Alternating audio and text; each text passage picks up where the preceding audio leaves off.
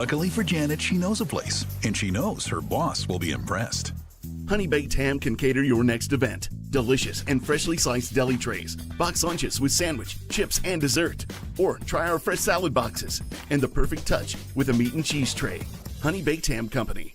Looking for a spotless workplace? Variety Janitorial Services is your go-to. For office cleaning to stripping and floor waxing and carpet cleaning, your commercial space will look its best. Their reputation for perfection has grown throughout the entire Acadiana community. They deliver top-notch service with a commitment to excellence. Daily, weekly, or deep cleaning, trust the experts. Visit VarietyJan.com today or call 337-298-8704 for a free quote. Variety Janitorial Services. We clean, you shine. Live from Upper Lafayette, this is ESPN 1037 KLWB Carencro Lafayette, KLCJ-FM Oak Grove Lake Charles 1041, a Delta Media station.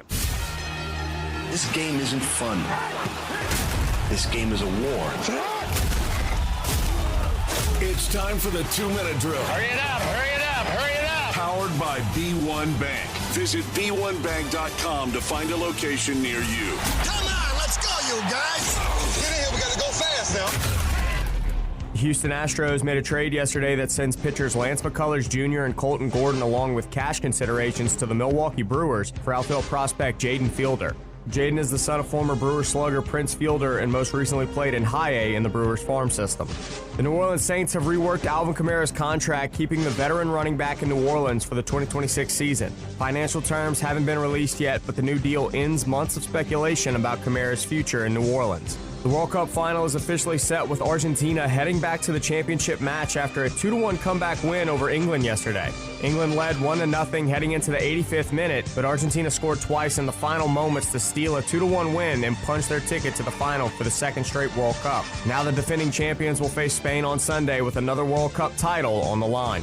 Former LSU Tiger and College World Series champion Tommy White has been called up to the show by the Athletics. The 2024 second-round pick is hitting .303 with 10 home runs and 64 RBI and is expected to make his pro debut on Friday night against former teammate Dylan Cruz and the Washington Nationals. The final major championship of the year in the PGA gets underway today as the Open Championship begins play this morning from Royal Birkdale in Southport, England. Scotty Scheffler is once again the favorite to win at plus 750, followed by Rory McIlroy at plus 950 and Tommy Fleetwood at plus 1500. I'm Blake Purser, and you're listening to ESPN 1037 Lafayette and 1041 Lake Charles, your home for the LSU Tigers and the Houston Astros. The 2-minute drill has been powered by B1 Bank. Visit b1bank.com to find a location near you.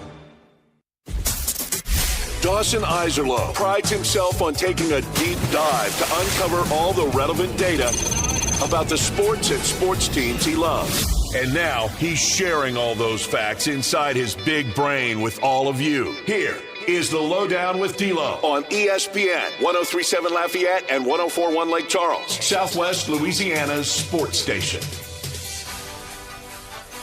It is the LohDown. We are back. Day 2 of 2 Sunbelt Conference Media Days here in downtown New Orleans. We are at the Marriott right off Convention Center Boulevard. So much excitement. Yesterday, the East teams went. Today, it's time for the West. And if you listened to us yesterday, you know we're going to be jam-packed. We've got 5 coaches on the show live today. We've got the other 2 from the West that'll be on the show tomorrow, so all 7 will be covered. And we start things off with the head coach of the South Alabama Jaguars, Major Applewhite. Coach, thank you for being here. Absolutely. Thanks for having me. So, we were just talking before we got on. Last year, this time, you guys had a weird year where some portal stuff happened, but it also happened late. And I know some of that was because the portal rules allowed it. And I think it probably wouldn't have happened this time around. But you really had to do some shuffling. So how nice has it been, the one portal window, kind of having an idea of what your roster really is going into the spring and now into the fall? Yeah, I mean, everything that you just said, it's hard. I don't care who it is. It doesn't matter if you're New Orleans Saints, LSU Tigers, Carencro, Lafayette. If you go out there at the end of May and you say, give me your best 6 players and I'm going to take them off your team, and you got 90 days before the season starts, you're going to struggle. I was proud of the way our guys competed. We had 4 or 5 of our losses, were a touchdown or less. And it's our job as coaches, because some of those 6 guys that left that were starters in the portal could have gone down with an ankle in the second quarter. So it's our job to be able to operate, when you lose those guys, now you're typically not going to lose 6 starters in the second quarter with an ankle. But my point is those games were winnable. We've got to do a better job as a staff of trying to help our guys understand in crunch time what we've got to do and where we need to execute, and we've got to have better plans and schemes to be able to close some of those games, because that's what this league is. It's not. It can be, but it's typically not what it was 10 years ago, where there's 3 or 4 teams that are 10-2, 11-1, and everybody else is fighting for bowl eligibility and a winning season. Most everybody in this league is around that 7-5, 8-4 mark, 6-6, and there may be 1 or 2 teams that are, having a chance to even flirt with a playoff talk, but not much. So, for us, it's really about understanding what type of league we're in. It was tough on us last year losing those guys, but I was proud of the way our team competed and the way we played in games. There's some things that we've got to change offensively and defensively and special teams to give us a better shot in those crunch time situations. It has been such a difficult few years now for this level of football, and we've talked about the guys coming in and going out, and even when you have a really good season, well, that just might mean now that you're losing more the next offseason. And the one portal window is a step. I know some coaches really like the 5-5 thing, and maybe that can play into it as well. Coach Napier, Coach Desmo, both on their addresses mentioned the one-time transfer and the additional graduate transfer rule. But so how do you manage the idea of, hey, what can we do to actually make this better and more helpful for us versus what are the stuff we're just going to have to deal with moving forward? We're just going to have to change our philosophy on it. I think if you want to eliminate the uncertainties and the uncontrollables, then you have to look at a system that already works, that has controls in it, like the National Football League, that has a free agent deadline, that has a trade deadline, that has ironclad contracts, that has free agent tampering consequences. There is a model laid out there. It's just a matter of whether we like what it does to the money. And right now, college football coaches, college football commissioners, people that are looking at TV rights for these deals, they don't like sharing that money with the players. They don't like assuming the responsibility that players are a part of the product and that they are the production and that they are the actors and they need to be paid, all of them, like employees, because that's what they're doing. I don't see any commercials for universities during these summer months, but I see all these commercials on a Saturday during the season. These guys are the marketing arm of institutions. And a lot of these institutions have raised their population of students and enrollment from 24,000 to 40,000 to 45,000, but the players and the actors haven't received anything. Well, now we're trying to pay them, but we're paying them in a very scatterbrained kind of way. It's very simple. You get a check, I get a check, he gets a check, she gets a check, they all get a check. And then that way you can, well, Major, what about workers' comp and work about disability? Well, yeah, what about it? We do it in all the other employee jobs in the country. We're not going to do it for these kids. So there is a simple formula. It's just whether the dollars and cents matters to the people that are making the decisions. And usually it doesn't. They want more money, more money, more money. And we're still trying to find a way not to pay kids. And that's the reality of it. So we can piss and moan all we want as coaches. None of that is going to get solved as coaches. We can go into a room and we can all vote 129-0 that we want them to transfer only one time. So what? There's this thing called a courtroom and federal law, and there's antitrust, and there's things like that. We've got to come about it the right way and settle it the right way and not try to just brush it under the rug and move on and say, oh, we paid these kids from 2016 to 2021 and we made all the wrongs right. No, you haven't. No, you haven't. You haven't even come close. This has been a very, bland way of trying to make up for the fact that for 4 or 5 decades we've made money hand over fist and we've done nothing but take athletes out of an athletic dorm. We found nothing but a way to pay them less until this cost of attendance started about 10 years ago. We're suffering all the consequences by, essentially lying to ourselves and saying that these guys were paid simply by just getting a scholarship. And, that's my opinion. I mean, it's easy to have opinion when you don't have all the facts, but I've also played college football and coached college football for a long time. And when the scholarship check stayed the same, but we started getting sports broadcasters that were making $7, $8, $9 million because they sit on a game day set, and we're not paying the start quarterback for the University of Oklahoma or whatever it is, then we're not divvying up this thing the right way. It's very well said, and it is interesting as well. And I don't mean to make the segment "Let's fix the sport," but Sure. what do you make of the lack of a governing body in charge and kind of where for so long the NCAA seemed like they had all the power. Now it seems like it's all the conferences and then maybe some courtrooms, as you mentioned. Who has to be in charge? Is there someone that has to be appointed to be in charge at some point if we're going to get some of this stuff done? Well, the yes, somebody has to be appointed, somebody has to be in charge, but you've got to come to terms. It's not going to be a man or a woman that's going to come solve this issue. It's going to be the understanding that you have had a sport that you have guised as amateur for decades, and it's never been amateur. Well, what's amateur, Major? Well, amateur is when you get paid for nothing.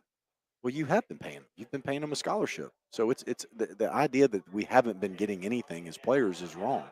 You've been getting an education, but in some ways, that education hasn't necessarily been delivered. In terms of making sure that guys have the proper classes and things like that they graduate.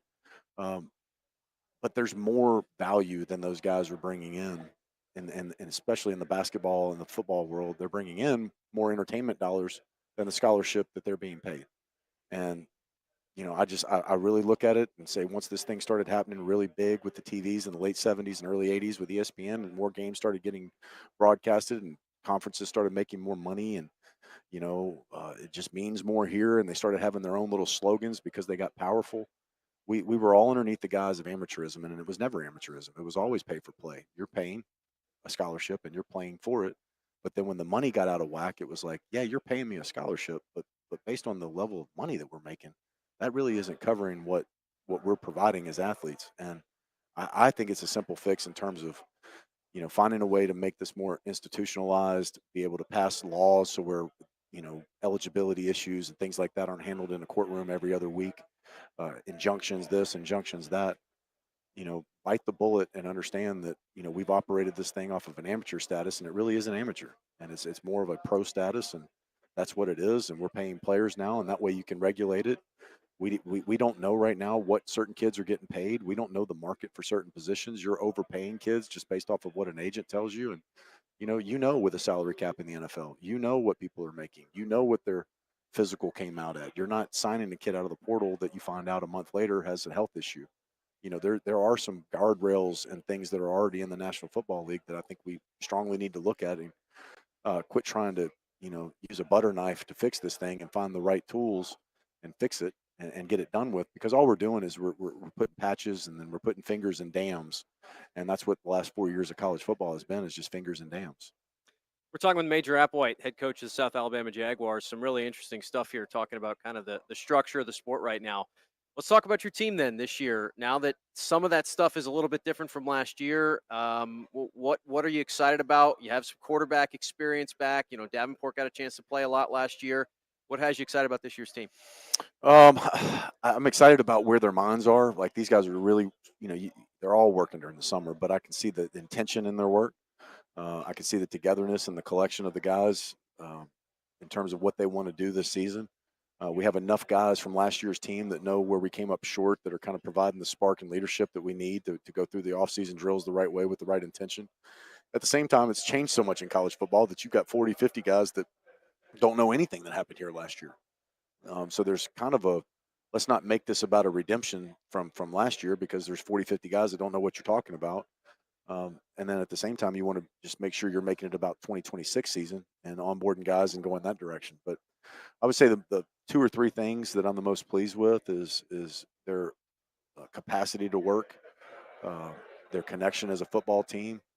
And then I've been very pleased with, a lot of young players on offense, understanding of the scheme, and with a new defensive scheme coming in, the understanding and the retention and the ability to communicate and operate in that scheme. So those have been the 3 things that I've been the most pleased with. Coach, appreciate your time. Thank you for doing absolutely. this. Best of luck this season. We'll talk again. Absolutely. Always good to talk to a man from Louisiana. That's Major Applewhite, head coach of the South Alabama Jaguars, joining us here to get this Thursday edition of the LohDown fired up. Great stuff there from him. I enjoyed it for sure. Talking, the structure of the sport. We do a lot of talking about that on this show, and so it was great to get his insight, certainly from someone who knows a whole lot about it. All right, we're rocking and rolling. Let's get it going. We've got a break here. When we come back, we'll have a little bit of time to reset. We've got Sonny Cumbie. He's the head coach of Louisiana Tech. Excited to talk to him for the first time. Of course, they are the newest team in the conference. So he is slated to join us right around 1:20. So as a matter of fact, we actually have a little bit of time. Let me stretch this out here so that when we come back, we're able to basically just get right into that interview. We do have a poll question of the day. Want to unveil that now. today's show is going to be a little bit less chaotic, I think, than yesterday's. I say that. We'll see. You always have to keep your guard up for some changes here with schedules and availability. We should have a couple of open segments, though, in the second hour where we can actually talk about some of the other things going on in the world of sports and some big picture stuff. Obviously, the Open Championship got going today. The World Cup semifinals are behind us. We've got a finals matchup to preview. So we've got some more things to get going. Let's go ahead and run through some of the things that we're going to be discussing. As we mentioned, it is a poll question of the day for us here today where – and I like, some of the different questions we've been asking throughout the course of this thing, but this one's pretty simple, right? We've done a whole lot of World Cup talk. Who's going to win it? Who's going to win it on Sunday afternoon? Remember, that is in New Jersey at MetLife Stadium. It is a 2 p.m. start time. Is it Argentina? Is it Spain? Or is it the BP special? You don't care who's going to win it. Right now, 60% of you are going with Spain, 27% are going with Argentina, and 13% are saying they don't care. It has been fascinating for me to watch this Argentina team just come to life late in a match. And yesterday I got a chance. Obviously, we were doing the show throughout the first half, so I didn't see much of that. Then we got things wrapped up. I was on my way out the building, and I kind of got to watch the last 20 minutes or so of that match. And they just turn it on. I agreed with a lot of the commentary teams. I mean, England just went into this defensive mode, so early. And Argentina, it felt like if they didn't score, it was just going to be because they ran out of time, not because they ran out of chances, because they kept putting pressure and, sending crosses in. Messi's magic obviously helps out because he gets the assist. They got the first one. I thought for sure at least England would get it to extra time, but that wasn't meant to be. And so you get an Argentina-Spain final. You get a little bit of some, new blood in the final in Spain after what Argentina did the last time around to France. You have the Euro champion. You have the South American champion, Messi, Lamine Yamal. Kind of a, potentially a passing of the torch. That crazy photo in the bathtub of Messi and Yamal. If you haven't seen it, it's ridiculous. I don't know, some event that happened when Yamal was a baby and he got a chance to meet Messi, and there's like photos of Messi holding him, and they're not AI and they're real. Just ridiculous. So one of those wild, full circle sports moments. So regardless, it should be a great final. It happens on Sunday. Excited for that. We got the Open Championship. We got a whole lot more going on. So let's go ahead and take the time out now. When we return, we'll get with Sonny Cumbie as soon as he's available, and we'll keep things rolling. It is the LohDown on a Thursday. Stay tuned. This is the LohDown with D-Loh, live on ESPN 103.7 Lafayette and 104.1 Lake Charles, Southwest Louisiana's sports station. With storm season having arrived, ESPN 103.7 Lafayette and 104.1 Lake Charles, Southwest Louisiana Sports Station, and Mid-South Power Solutions in Crowley bring you these hurricane safety tips. Make sure to secure your home and bring in outdoor items before the storm makes landfall. Have an emergency kit stocked with water, food, and medications. Know your evacuation routes and listen to local authorities. Stay informed with a battery-powered radio and make sure you have fresh batteries. Remember, safety is in your hands. These hurricane preparedness tips are powered by Mid-South Power Solutions in Crowley, your local Generac dealer. Visit midsouthpowersolutions.com. Make sure to set your alarm and tune in Saturday mornings at 10 o'clock for Sports Shorts here on ESPN 103.7 Lafayette and 104.1 Lake Charles. Join me, Ronnie Rance, and the Sports Shorts team of Tommy Christsan, Hunter McCann, and the crazy man, Joel Davis, as we break down the sports and teams that you love. The LSU Tigers, New Orleans Saints, and everything in between. Tune in Saturday mornings from 10 to noon for Sports Shorts here on Southwest Louisiana's sports station. Did you know you can get great tasting Clear Springs artesian water delivered to your office or your doorstep at home? Clear Springs is 100% local with their own bottling facility at the world-famous Kentwood Aquifer, no chemicals added. Just pure Kentwood, Louisiana artesian water. Clear Springs Water offers delivery of 5 or 3 gallon water service with a hot and cold temperature water cooler or even single-serve bottles delivered to your home or office. Easy to reach, clearsprings.net, then contact us tab or 337-519-3563. This is your Chiropractic Expert Minute, brought to you by Dr. Quentin Briscoe, chiropractic physician. Hello, I'm Dr. Quentin Briscoe. Veterans, are you struggling with chronic back pain, neck issues, or reduced mobility? You're not alone, and you have options. Chiropractic care is part of your VA health benefits, and at Briscoe Chiropractic, we specialize in non-surgical, drug-free solutions to help manage your pain and improve your well-being. We are proud to work with the VA Community Care Network. Let us help you regain your mobility and enjoy the active life you deserve. In addition to the VA Community Care Network, we are also in network with Blue Cross Blue Shield and Aetna. We accept motor vehicle accidents and workman's comp cases. To schedule an appointment with Briscoe Chiropractic, visit drqmb.com or call 337-534-0091. That's drqmb.com or 337-534-0091, because your spine deserves expert care. Attention first responders, police officers, firefighters, military and former military personnel. If you have an acre or more of grass to cut, Skag Zero-Turn Mowers would like to thank you by offering you a special discount with their Simply the Brave First Responders program. Save big money on the industry's top-rated zero-turn mower at Nolan's Lawnmower in Carencro. Nolan's can offer well-qualified buyers 0% financing for 48 months. Come by Nolan's Lawnmower at 3547 Northwest Evangeline Thruway and check out the full line of Skag zero-turn lawnmowers. Misfits Dine and Drink, a destination restaurant in Broussard, is constantly evolving. Dine in for great food and a great atmosphere. Whether it's lunch, dinner, or brunch on Saturday or Sunday, stop in to enjoy a handmade gourmet pizza or one of their delicious pastas. Take a sip of their new and seasonal craft cocktails and mocktails. And don't forget dessert. Try the birthday cake bread pudding. Whether it's new menu items or old favorites, come to Misfits for a great food experience. It's classic Italian with a modern twist. Misfits Dine and Drink, 200 Heritage Parkway off Highway 90 in Broussard.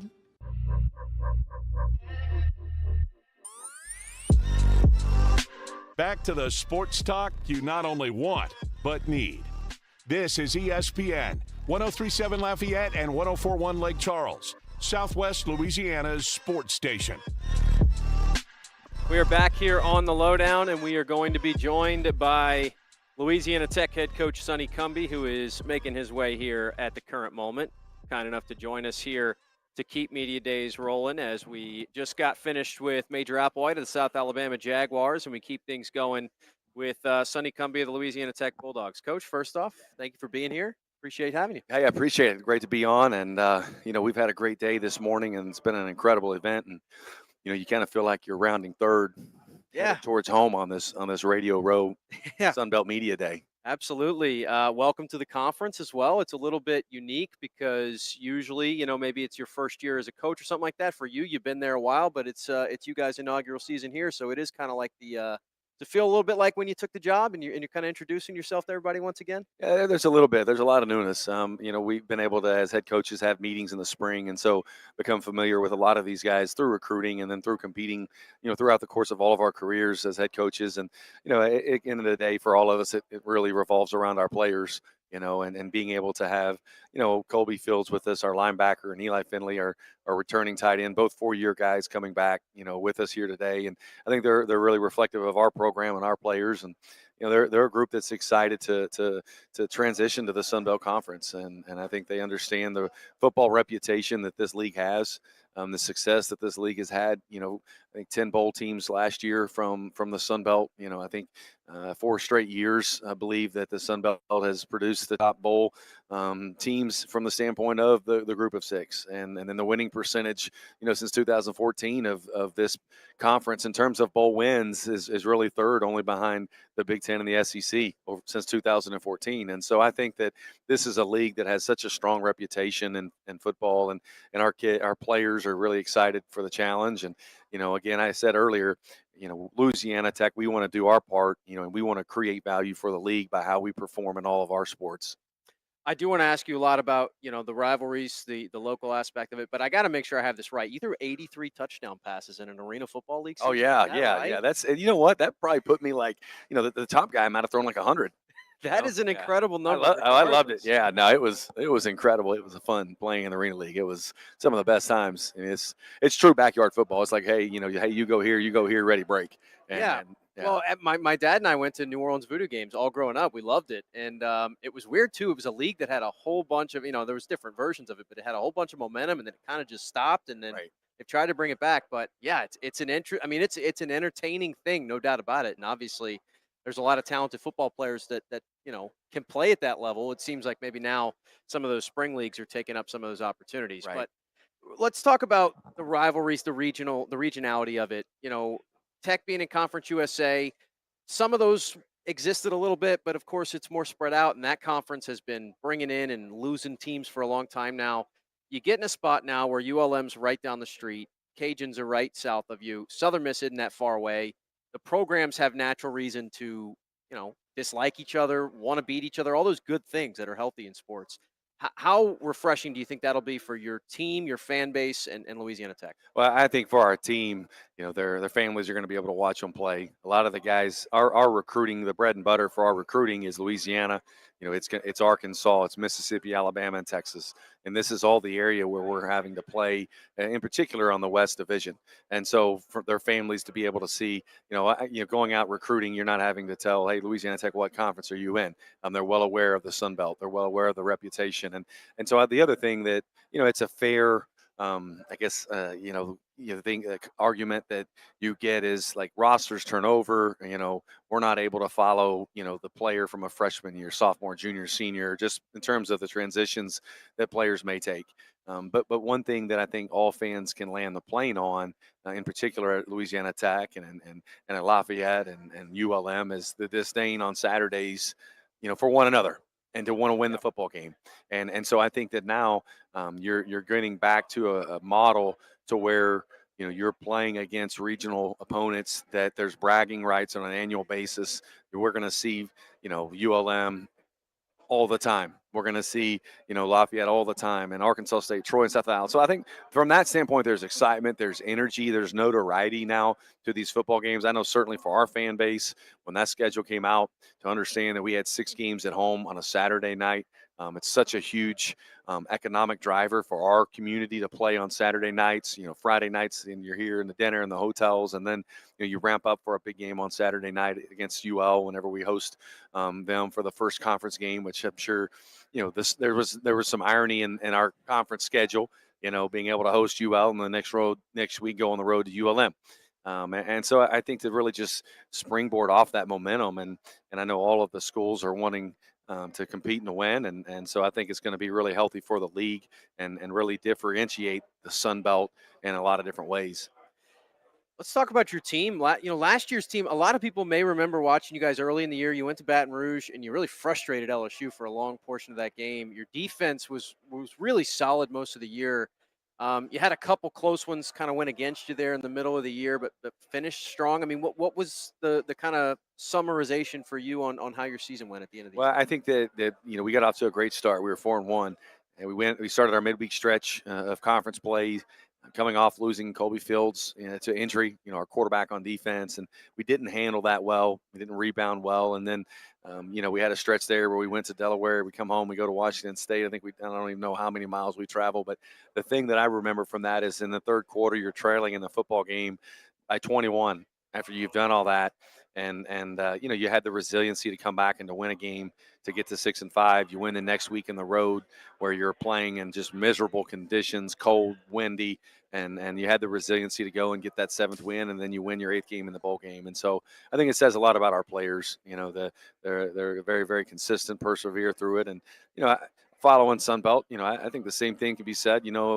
What the job that Coach Dez did last year at UL. A group that's 2-6. And rallies and wins and gets to 6 bowl eligibility, just with all the injuries and adversity that they faced last year. To be able to do that is a tremendous coaching job. And so, just a ton of respect for how he's built the program and continue to really achieve at a high level. And probably if you ask them, that's probably one of the best coaching jobs they've maybe been a part of last year, because it was just tremendous and it's a credit to the culture and the environment that they've built, over the course of the years there. I'll ask you that question. You talked earlier. We've already mentioned it. It's not the same with roster retention. You don't maybe have 40 guys on the roster that have been there for 3 or 4 years. How do you keep that unit together, right? And maybe in the past, these guys have been brothers for so long, they're not going to give up on each other. How do you create that never give up attitude, that still connectivity when, a lot of these guys are coming in and out? Yeah, you have to be, realistic about starting back in January. Our 2026 football team, we have a 1-year lifespan. Right there, we've got 1 year together to maximize this season, and these are the ways and the things that we have to do to maximize it. And the first absolute non-negotiable thing is how do we connect to each other and you have to get to know each other. And it's like, you're not growing up with these people, and going to elementary and middle school. And so as coaches and how you operate your program, you have to be very intentional on getting these guys to care enough of one another, not in just in a matter of like, hey, how are you doing, but to get to know each other on a deep level to where there's enough trust, love, and respect to where guys, when it gets hard and you're down 21 points, that you keep fighting. When you get to 2-6, you stick together and you keep fighting and keep battling. And so, that's the challenge every year I think we all face is you have this 1 year window. How do you maximize that time? And really, we're really in the bread and butter time for us in terms of maximizing it, because when you get to fall camp, you're getting on the interstate and you're putting it down and you're freaking going. And so you've got to really cultivate all of that care factor and the relationships and connection, back in starting in January. And it does help. The more players that you can retain, the greater that it is to be able to start further along in that process. Sonny Cumbie is our guest. He's the head coach, Louisiana Tech Bulldogs, their first year in the Sun Belt Conference. You played the quarterback position. We talked about that. How has your relationship with that position, given how much you know about it because you did it, how has that shaped how you coach guys, how you bring players in, evaluate talent, all those things? Yeah, I think that first off, when I evaluate talent, I don't want to recruit a guy that's got my skill set. All right. I think you'd be okay. I couldn't run. I want a guy that can run and throw. All right. I don't want a guy that can just stand back there like me. I was a sitting duck back there. But we did all right. But I think in terms of that, from an evaluation standpoint I think the thing it's so important to evaluate quarterbacks in person, not just to watch them throw, but to watch how do they respond to coaching. How do they respond on the sideline when the defense is out there? When something goes against them, what do they do on the sideline? Do they take coaching? Do they receive it? Are they into it with their teammates? And a lot of the times you can tell very quickly how do their teammates react to them. And that is something that you can tell really quickly that, hey, man, these guys love this kid. They rally around him, or they can't stand the kid and they don't want anything to do with them. And so you don't really want that in your program either, especially a quarterback. And so then when you're coaching, once you get to your place, it's you have patience with them. You understand some of the things within the pocket. Defenses are always evolving and adapting and changing. But, as a general rule, quarterbacks are for the most part high achieving. They're out there. They're not trying to throw an interception. They're not trying to screw it up, and so being coach obvious with them, about where to go with the ball or decisions that they've made, I think sometimes doesn't help. And so I think that's the biggest thing is just trying to help the quarterback be better. And I think how you structure things in practice, how you structure things in off season, so where there's some carryover so your quarterback can go out and execute without thinking. How do you feel about the guys you have at that spot this year? I'm really excited about Blake Baker coming back for his 4th season with us. Kid we recruited out of high school from Houston. It's got an extremely strong arm. He tore his ACL in Delaware last year, has been ahead of schedule in terms of his recovery. And I think that's a testament to his work ethic and desire to be back. And so he'll be our starting quarterback, understands what we're doing from an offensive standpoint. And then, I look at it as we have a starting football player in Trey Kukuk, number 2, who played for us last year and started a lot of the games at the end of the season when we won 8 games. A big part of that was Trey's competitiveness, his grit, and his ability to make plays when we need them. And so we've got younger guys. We've got Jackson Bradley from Oak Grove, Louisiana, a state championship quarterback out of high school, and has gotten better and better, and I think is continued to elevate his game. And then Brady Vodka, the kid from Cherry Creek in Colorado that we recruited this year that's enrolled. And so we've got some good young talent, but I'm really excited about those guys at the top of the class. Coach, welcome to the league. Best of luck. Thank you for doing this. Hey, no, I appreciate it. Yep, great to be here. That's Sonny Cumbie, head coach of the Louisiana Tech Bulldogs, kind enough to join us here on the show. As we mentioned, the Bulldogs being welcomed into the league. They are replacing Texas State, and they will start Sun Belt Conference play here in the year 2026. We will go ahead and take a timeout here. We have got Coach Butch Jones ready for us on the other side, so we'll actually probably get to him a little bit early. We'll take a break. We'll get to him right after this. This is the LohDown with D-Loh, live on ESPN 103.7 Lafayette and 104.1 Lake Charles, Southwest Louisiana's sports station. This game isn't fun. This game is a war. It's time for the 2-minute drill. Hurry it up, hurry it up, hurry it up. Powered by B1 Bank. Visit b1bank.com to find a location near you. Come on, let's go, you guys. Get in here, we gotta go fast now. Houston Astros made a trade yesterday that sends pitchers Lance McCullers Jr. and Colton Gordon along with cash considerations to the Milwaukee Brewers for outfield prospect Jaden Fielder. Jaden is the son of former Brewers slugger Prince Fielder and most recently played in High A in the Brewers farm system. The New Orleans Saints have reworked Alvin Kamara's contract, keeping the veteran running back in New Orleans for the 2026 season. Financial terms haven't been released yet, but the new deal ends months of speculation about Kamara's future in New Orleans. The World Cup final is officially set, with Argentina heading back to the championship match after a 2-1 comeback win over England yesterday. England led 1-0 heading into the 85th minute, but Argentina scored twice in the final moments to steal a 2-1 win and punch their ticket to the final for the second straight World Cup. Now the defending champions will face Spain on Sunday with another World Cup title on the line. Former LSU Tiger and College World Series champion Tommy White has been called up to the show by the Athletics. The 2024 second-round pick is hitting .303 with 10 home runs and 64 RBI and is expected to make his pro debut on Friday night against former teammate Dylan Cruz and the Washington Nationals. The final major championship of the year in the PGA gets underway today as the Open Championship begins play this morning from Royal Birkdale in Southport, England. Scotty Scheffler is once again the favorite to win at plus 750, followed by Rory McIlroy at plus 950 and Tommy Fleetwood at plus 1500. I'm Blake Purser, and you're listening to ESPN 1037 Lafayette and 1041 Lake Charles, your home for the LSU Tigers and the Houston Astros. The 2-minute drill has been powered by B1 Bank. Visit b1bank.com to find a location near you. ESPN 1037 Lafayette and 1041 Lake Charles is packing its bags and headed to Tampa for SEC Media Days. Tune in starting Monday, July 20th, as RP3 and Mesh and the LohDown with D-Loh will be broadcasting live from Radio Row for ESPN's Live from SEC Media Day coverage, powered by Service Chevrolet Cadillac. Kick off the 2026 season in Tampa with ESPN 1037 Lafayette and 1041 Lake Charles, Southwest Louisiana's sports station. Lose weight with Alex Goen patented hypnosis. This is Lisa Stofan. Hypnosis eliminated my desire for soda and fast food, made me want to exercise, and I lost 60 pounds in 6 months. My energy level exploded. I went to another session to deal with some other problem foods. I lost another 10 pounds. In fact, I brought my husband, and he lost weight. The only weight loss method in America proven useful by the U.S. Patent Office because it reprograms your subconscious. Engineered to kill cravings, emotional eating, and late-night fridge attacks. Get full on half the food, so you lose the weight and you keep it off. 10 pounds, 30 pounds, whatever your goal. Only $59.99 or your money back. Weight loss seminar Saturday, July 18th at the Hilton Garden Inn Cajun Dome at 11 a.m. Stop smoking at 2 p.m. Sign up at alexgoen.com. That's ALEXGOEN.com. alexgoen.com.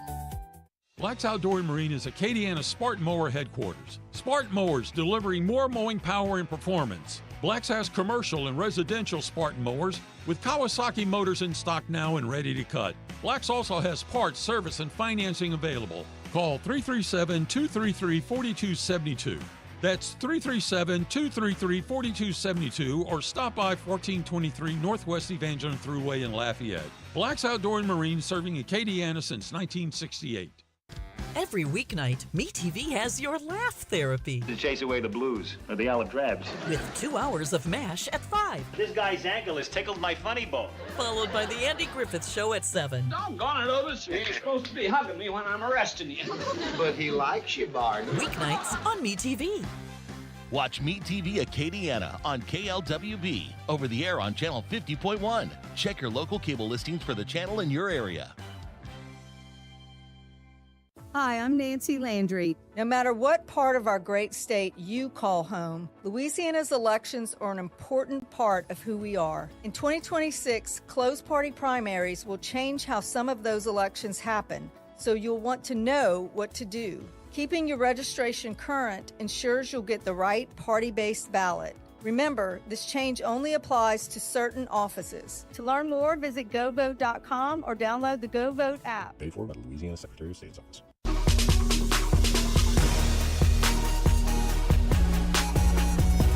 Helping you get through your workday. This is ESPN 1037 Lafayette and 1041 Lake Charles, Southwest Louisiana's sports station. We're back here on the LohDown. Sunbelt Media Days rolls on. Our third coach of hour number one. It's the head coach of the Arkansas State Red Wolves, Butch Jones, with us. Coach, thank you for being here. Always great to see you, and Media Days, the official kickoff to football season. No doubt. All right, Coach, last year for your team, I mean, certainly some ups and downs. There was a lot of excitement. You had a lot of continuity. You had the quarterback back, and you had some really good performances, probably some games you would have liked to have back. As you looked back at the year from a year ago, what kind of went right? What went wrong for you? I think, first of all, it's probably the most rewarding year I've had in coaching football in terms of, that team started 1-4, and I think a lot of it was a byproduct of our non-conference scheduling. When you look at, we had two Power 4 opponents back to back, an SEC program in Arkansas, and then the 12th ranked team in Iowa State, and our team didn't blink, and we're the only team in the country that was able to overcome that start. We're the only team in our conference that's won back-to-back bowl games, and we were able to do that. And so many things to build upon, and just you don't do that if you don't have character, if you don't have a connection, if you don't have principles and values in your program. And our kids never blinked, and so I think it's a great illustration of just staying the course and continuing to work. So again, many lessons, but as you know, you have to recreate yourself every year. Every year is now a new football team, and so but a lot of momentum in moving forward. I asked a similar question to Coach Cumbie a while ago, but you mentioned that the character you try to build within your program, and it's got to be more difficult now because there's so much more turnover year in, year out. I mean, is that something you have to work harder to instill? Do you just how do you make sure that each team understands what they're there for? Well, there's so many different things, and I think first of all, it's having the right people in place, and getting high character individuals that have been productive from their other schools that they've come in, and then obviously the recruitment of high school players. But you have to have a development program, you have to have a growth and development program, you have to teach what leadership is, and you have to demand. You have to demand accountability, but it really has to stem from the players, and we spend an inordinate amount of time on connection and what connection looks like, and character development, and putting our players in stressful situations. So when that time comes on the field, they've been there, done that, and they have confidence that they can execute in those type of situations because they've been exposed to it. Louisiana Tech's coming into the league this year. A lot of the emphasis is on maybe ULM, the Cajuns, because of the state thing, but it's not a bad rival for you guys either. Another team that's closer. It's an easier trip than Texas State, I'm sure. So what do you make of their entrance into the conference this year? Well, I think first of all, when you look at the 50th anniversary of the Sun Belt Conference, and we pride ourselves in regional rivalries, so La Tech coming into the Sun Belt is a natural fit. We've had a great rivalry with them in the past. We haven't actually played, I believe, since 1998 in the regular season. But there is a lot of our donors and boosters and fans that game's going to mean a lot too, just like with La Tech's fans as well. So I think anytime you can stay regional and have those rivalries, that's what makes our conference different. Butch Jones is our guest, head coach of the Arkansas State Red Wolves. Last year, this time, you had Jalen Rayner with you. He was an experienced quarterback for you. He moves on to Iowa State, so you've got some youth in that room, some players who maybe don't have a ton of in-game reps. What's that been like, and what's the battle looking like as you head into the fall? Yeah, we continue to be work in progress. We don't have a quarterback that took a snap last year in all of college football, but it's also exciting. They're all very capable. We've probably done more structurally in spring practice than we've ever had in terms of the development of a quarterback. We probably made the quarterbacks live more than we ever did, and it exposed a lot of things, and not necessarily from an offensive standpoint, from a defensive standpoint as well. And how could we tackle in space? How could we keep the quarterback confined in the pocket? But you'd be amazed that when you make that quarterback live in practice, how much the dynamics changed. So we've really tried to manufacture live game reps, and we'll continue to do that throughout the course of training camp as well. That concept's an interesting one because it's come up a few times now. I know, Coach Gibson at Marshall was talking about Carlos Del Rio Wilson, and, maybe one of the reasons he didn't start early in the year is because they weren't live in practice, so they didn't see it. Coach Des has said the same thing about lunch. Obviously, the reason you don't do that is because you don't want them to get hurt. You don't want to risk anything. But how difficult is it to evaluate quarterbacks when, they've got the red jersey on and nobody can touch them? And so maybe, as you said, that's why you guys chose to do it the other way. It's a balancing act, and sometimes you may be closing your eyes, in the middle of practice, but it's a necessary. You have to do it. And then there's an onus on your offensive line and your running backs and your tight ends to protect as well. But again, we felt we needed to find more out about these quarterbacks. When you look at 7-on-7 or Skelly, whatever you call it, that's like a driving range, and you really never know. And we learned this lesson at Tennessee with Josh Dobbs.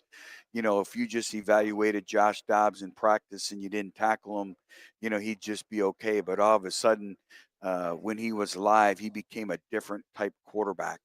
And that's how we really, really kind of figured out who Josh Dobbs was at Tennessee. And we're hoping by that same mentality, we'll find out who our quarterback is at Arkansas State as well. We knew who your top receiver was last year, Corey Rucker, unbelievable career. We were joking with you beforehand about eligibility, getting him back again or something. But what is it going to be like with that room? Obviously, you brought a player in Chauncey Cobb here who's got a bunch of production.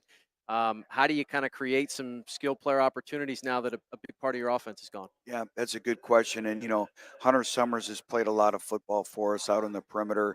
He's been in our program now for 2 years. Jalen Benelli came to us last year, and I think the game live experience that he gained will be invaluable. We get another individual back in terms of an injury, and then obviously Chauncey Cobb being here. So the big key to us is who's going to be our fifth receiver, who's going to be our sixth receiver. The young man I mentioned who didn't play last year is Nana Burris, who was a transfer. He was injured. We opted to have surgery, so we were able to get that year back. So I'm excited to see what he can do too. But for us, it's, how can we continue to develop our depth at that position, but all of our positions for a long football season. I imagine for you all, this is a year where you'd love to go out, challenge for the West, try and win it, get to the conference championship game. You've been in this conference long enough. You know what it looks like. Yeah, we'll have Tech in. That'll be a new wrinkle. But what is it going to take for you guys to get to the top of the division? Well, I think a consistency in performance week in and week out, that's what separates our team. But, obviously it starts with your health. We have to do a great job of taking care of our bodies and our health. It's a long football season. We play South Alabama with a 4-day turnaround. So, and I think the development of our bottom third of our roster, I think the teams that win championships at the end, they develop their bottom third of their roster. You may have some individuals that ain't quite ready to play maybe week 1, week 2, week 3, but by week 7, 8, 9, when you need them, they're able to go in and play winning football for you. What did it say about this league, what James Madison was able to accomplish last year, given that we've spent a lot of time focusing on what would it take to get a team to a New Year's Six, to the playoff, things of that nature? What did it mean to see them do it? Well, to have a representative from the Sun Belt Conference in the college football playoff, I think it's a great illustration that it can be done and it will be done in the future. So, have a lot of respect for them and the program. And I think there's a lot of things that go into it. I think one of the pieces to that success is your non-conference scheduling. I think a lot goes into it. When we're in the SEC, you always looked at, okay, what type of games do you need to prepare yourself? And it's the same thing now in the Sun Belt when you know that, not only are you fighting for a college or for a conference championship, but you're also fighting for a berth in the college football playoffs. So I think the way you set up your non-conference scheduling, all those things are going to become more and more vital as the years go on. Coach, appreciate you for doing this. Best of luck this season, and we look forward to talking to you again. Thank you. As always, great seeing you. That's Coach Butch Jones with the Arkansas State Red Wolves. We'll take a timeout. We'll wrap up the hour after this. You're listening to The LohDown. This is the LohDown with D-Loh, live on ESPN 103.7 Lafayette and 104.1 Lake Charles, Southwest Louisiana's sports station. The fellas here at ESPN 103.7 Lafayette and 104.1 Lake Charles are back packing their bags and heading to Tampa, Florida for SEC Media Days. Tune in starting Monday as RP3 Mesh and the LohDown with D-Loh will be broadcasting live from Radio Row for ESPN's Live from SEC Media Day coverage powered by Service Chevrolet Cadillac. In addition to the live shows, the fellows will be providing boots-on-the-ground daily reports for the Jordy Holtberg Show and Footnotes. Kick off the 2026 football season in Tampa with ESPN 103.7 Lafayette and 104.1 Lake Charles, Southwest Louisiana sports station.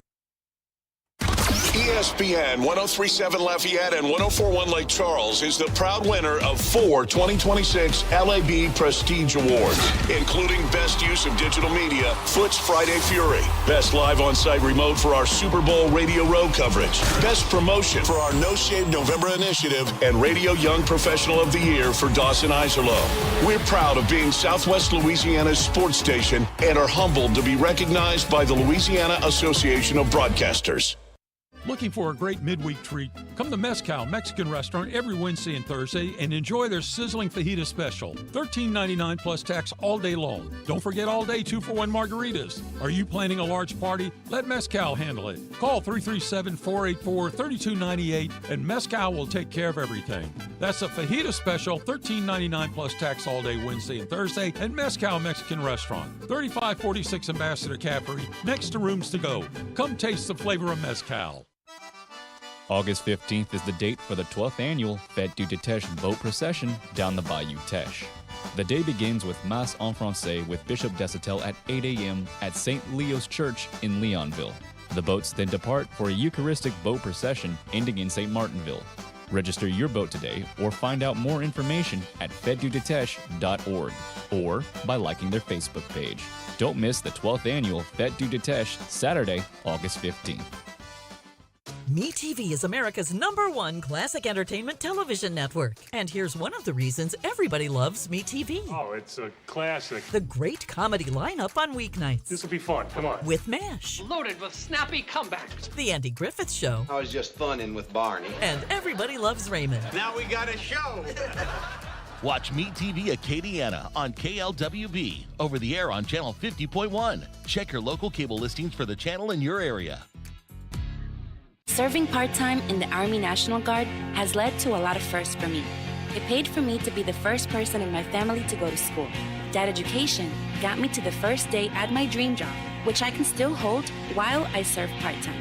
That job and the home loan benefits I got from the Army National Guard helped me buy my first house. I also know that I will be one of the first to respond if my community ever needs me. Sponsored by the Louisiana Army National Guard, aired by the Louisiana Association of Broadcasters and this station. I've been driving trucks for a long time. Safety is my #1 priority. I know that my truck has huge blind spots. That's why I remember to check my mirrors often for smaller vehicles. Everyone can help keep our roads safe. Next time you're behind the wheel, try to avoid lingering in those blind spots. It can be dangerous. Let's all plan to share the road safely. Learn how at www.sharetheroadsafely.gov. Do yourself a favor and download the free ESPN Southwest Louisiana mobile app, powered by Moss Motors BMW for your Android or Apple devices. Download the app by searching ESPN 1037 Lafayette or ESPN 1041 Lake Charles. It's just that easy to take Southwest Louisiana's sports station with you wherever you go. Alrighty, we are back here to wrap up hour #1. We had a lot of fun there, and actually, for a Sunbelt Media Days first, I think basically every interview was exactly on time in an entire hour, so that is pretty cool. We got 4 of them in. Major Applewhite with South Alabama, Sonny Cumbie with Louisiana Tech, Butch Jones with Arkansas State. So I say 4. It's actually 3. We will be hearing from Blake Anderson and Jared Parker on tomorrow's show. Remember, if you haven't been tuned in throughout the process, yesterday the East teams went, today the West teams went. I have also been grabbing some interviews that I couldn't fit into the 2-hour live show, and tomorrow will be kind of our spillover day. So on tomorrow's show, I will be live. I'll be with you. But I will play you conversations that we had with Jared Parker, Blake Anderson, and then a couple that we missed from the East as well. Want to round things out, Ryan Beard and Tony Gibson there with Marshall and Coastal Carolina are the other ones that I'm going to play for you. So those and our conversation with College Football Playoff Executive Director Rich Clark will all air on tomorrow afternoon's edition of the LohDown. Same places, same stations, same streaming abilities, ESPN Southwest Louisiana. We'll bring that all to you. James Mesh is back in the Beal and Hebert studio. Shout out to him for helping us get all this together. It is a busy week. Next week will be even busier and even crazier because it's 4 days instead of 2 when we are in Tampa, Florida for SEC Media Days, of course. Usually, and if you'll remember, in the past, SEC's always been before Sunbelt. This year that's right. SEC's always been before. This year they switched around, so that made things a little unique. We get 2 days of Sun Belt. We'll have 4 days of SEC coming up. It is also not a dormant sports weekend. In addition to the World Cup final, we have the Open Championship, so a lot of things going on. The Open Championship first round is almost over. Jackson Suber has never played a true links golf course in his life, and he shot 5 under 65. He's alone atop the leaderboard and is very likely going to carry that lead into the second round. Sung Jae Im and Daniel Brown are tied for second at -4. Bryson DeChambeau, who's had a very rough season in the major championships, is in a tie for fourth alongside some other big names: Colin Morikawa, Cam Young, Thomas Dietrich, Robert McIntyre, the former McNeese Cowboy there, Francesco Molinari, blast from the past, and Alex Smalley all sit at 3 under par. Rory McIlroy, 2 over, was not a great day for McIlroy. Xander Schauffele's 1 over. A lot of the big-time heavy hitters struggling a bit. Scotty Scheffler, though, pretty solid round for him. He shot a 2 under 68. Made a bogey at the par 5 17th, which is usually a pretty gettable hole, so a mistake there, but he is in the mix. So Alex Fitzpatrick's 1 under. Tommy Fleetwood. How about Fleetwood, by the way? A lot of momentum around Fleetwood. We talked about that this week. He was sitting at 1 over through 12 holes, kind of just having a so-so day. Made birdies at 15 and 17, got himself into red numbers, so he is right in the mix, sitting in a tie for 24th right now. He is joined by players like John Rahm, Keegan Bradley, Xander that I just mentioned. So it's a pretty exciting leaderboard here in the early stages. Always keeping an eye on, some of the guys who have a chance to accomplish something special. We know Jordan Spieth, always in the quest to end the major drought. Justin Rose as well. Rose sitting at +5 today. He did not have a good round. He is going to have to do a ton of work to just make the cut. As for Jordan Spieth, it was a struggle as well. He shot a 3 over 73, which finished out with a bogey. So he will also have some work to do to make the cut. Just a quick shout out to my guy, Dan Bradbury, because he has been on the show. He is a friend of the program. We told you he's playing in this event. He is 4 over, shot 74 today. So he's another one going to need to do some work to find a way to go ahead and make this cut and play into the weekend. But the Open Championship, it's a fun one, as always. So looking forward to keeping track of that the rest of the weekend. I look forward to setting the alarm early tomorrow and having a chance to watch a bunch of the coverage. I saw they started the broadcast at 3 a.m. Like, sign me up for that, although I was certainly asleep at that time this morning after a long day of media days yesterday. So here's what we have left. We are certainly not done. We're going to take a break here in just a minute. When we come back, we'll have Bryant Vincent, head coach of the ULM Warhawks, to start off hour number 2. Then we've got some open segments. We'll actually kind of have a chance to go in depth on some other topics if we feel necessary, or we can kind of recap some of the things that I've observed and learned throughout the day today. We have Coach Dez and the Cajuns players lined up for 240 and 250 respectively. They're going to try and get him back. Obviously, I know our guy Matt Sullivan, who's in charge of it all. They're going to try and get him back a few minutes early. So best case scenario, we get them closer to 230 than 240, and we can kind of spend a little more time with Coach Dez and the players. But they're at the Superdome right now doing their video availability stuff. So they had to try and make it all work. As we mentioned, it is the ultimate schedule flexibility week here when you're trying to get everything done in this amount of time. So as I mentioned before, we've still got one live hour here today, one live hour from New Orleans here in the Marriott, in the Warehouse Arts District. When we return from the break, Bryant Vincent, interesting season for the ULM Warhawks last year. ULM kind of came onto the scene early last year, made some splashes, and Coach Vincent is going to join us after this break. So when we return, we will talk to the head coach in charge of ULM, and that will kickstart our second hour of coverage here on the second and final day for Sunbelt Conference Media Days. It is the LohDown. You're listening to ESPN Southwest Louisiana Sports Station. Stay with us. The heart of Acadiana is its local businesses, the people, families, and companies that help our communities thrive. Here's a message from a proud certified South Louisiana business. Candyland Cottage is the place to satisfy all your cravings. Find delicious ice creams, fresh fudges, truffles, hot dogs, sausage po' boys, Frito pies, and homemade shakes. Visit us in Scott and Rain for a sweet treat. Plan your next birthday party or field trip at Candyland Cottage. Shop local, support local. Certified South Louisiana. Are your pipes giving you problems? Is that leaky faucet driving you crazy? Don't wait for a plumbing disaster. Call the experts at Ace Plumbing, your trusted local plumbers for over 30 years. At Ace Plumbing, we do it all. Clogged drains, water heater repairs, pipe replacements, and more. With decades of experience, we deliver fast, reliable, and affordable solutions for your home or business. Ace Plumbing fixed my burst pipe in no time, and the price was great. They're the only plumbers I trust. From small leaks to big emergencies, Ace Plumbing is just one call away. We're available 24/7 because plumbing problems don't wait. Call Ace Plumbing today at 337-565-2519 or visit us online at aceplumbinginc.com. That's 337-565-2519. Ace Plumbing, your personal plumber. Let us give you a hand. Get ready for one of South Louisiana's favorite summer traditions. The 17th annual STM Fishing Rodeo is July 31st and August 1st at Quintana Landing in Sippermore Point. Whether you're chasing the winning catch or just looking for a great weekend on the water, enjoy great fishing, exciting prizes, delicious food, and a fun atmosphere, all while supporting St. Thomas More Catholic High School. Register by July 24th at noon to guarantee your official event t-shirt. Register today at stmcougars.net/fishing. Live from Upper Lafayette, this is ESPN 1037 KLWB Carencro Lafayette, KLCJ-FM Oak Grove Lake Charles 1041, a Delta Media station. This is SportsCenter.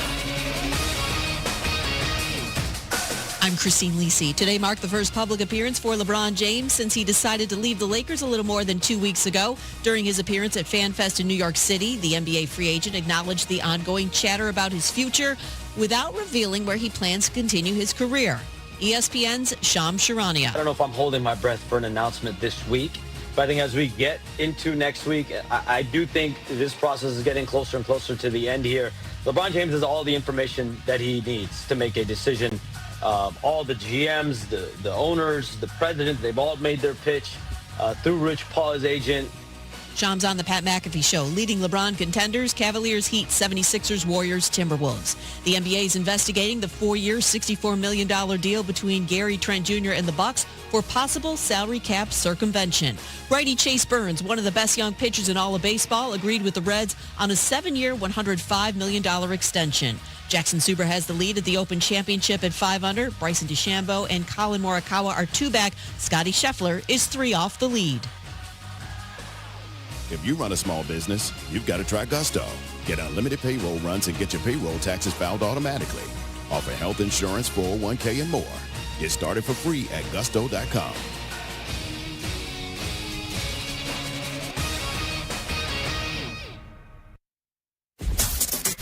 Dawson Iserloh prides himself on taking a deep dive to uncover all the relevant data about the sports and sports teams he loves. And now he's sharing all those facts inside his big brain with all of you. Here is the LohDown with D-Loh on ESPN 1037 Lafayette and 1041 Lake Charles, Southwest Louisiana's sports station. It is the LohDown. We are back. It is hour number 4 of 4. Hard to believe. We said it yesterday. It flies by. Sunbelt Conference Media Days. Our last hour has a lot, though. We're going to get to Coach Des and the Cajuns towards the end of it. That'll be our big finale.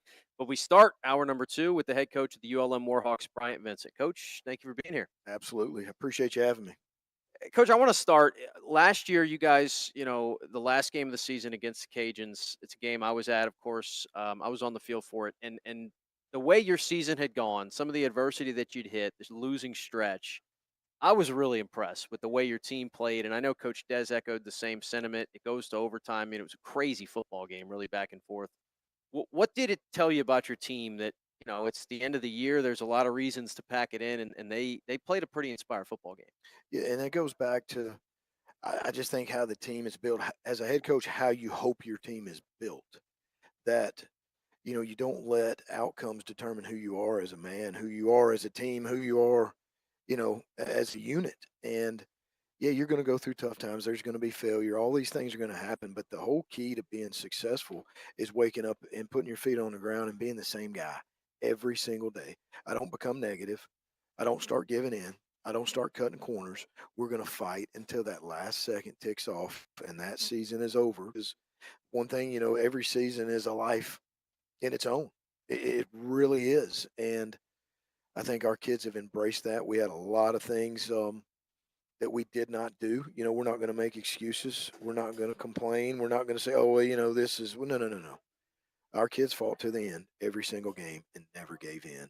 And if you're willing to go through those bone crushing, hard, you know, tough times, and, we live by this, tough times don't last, but tough people do.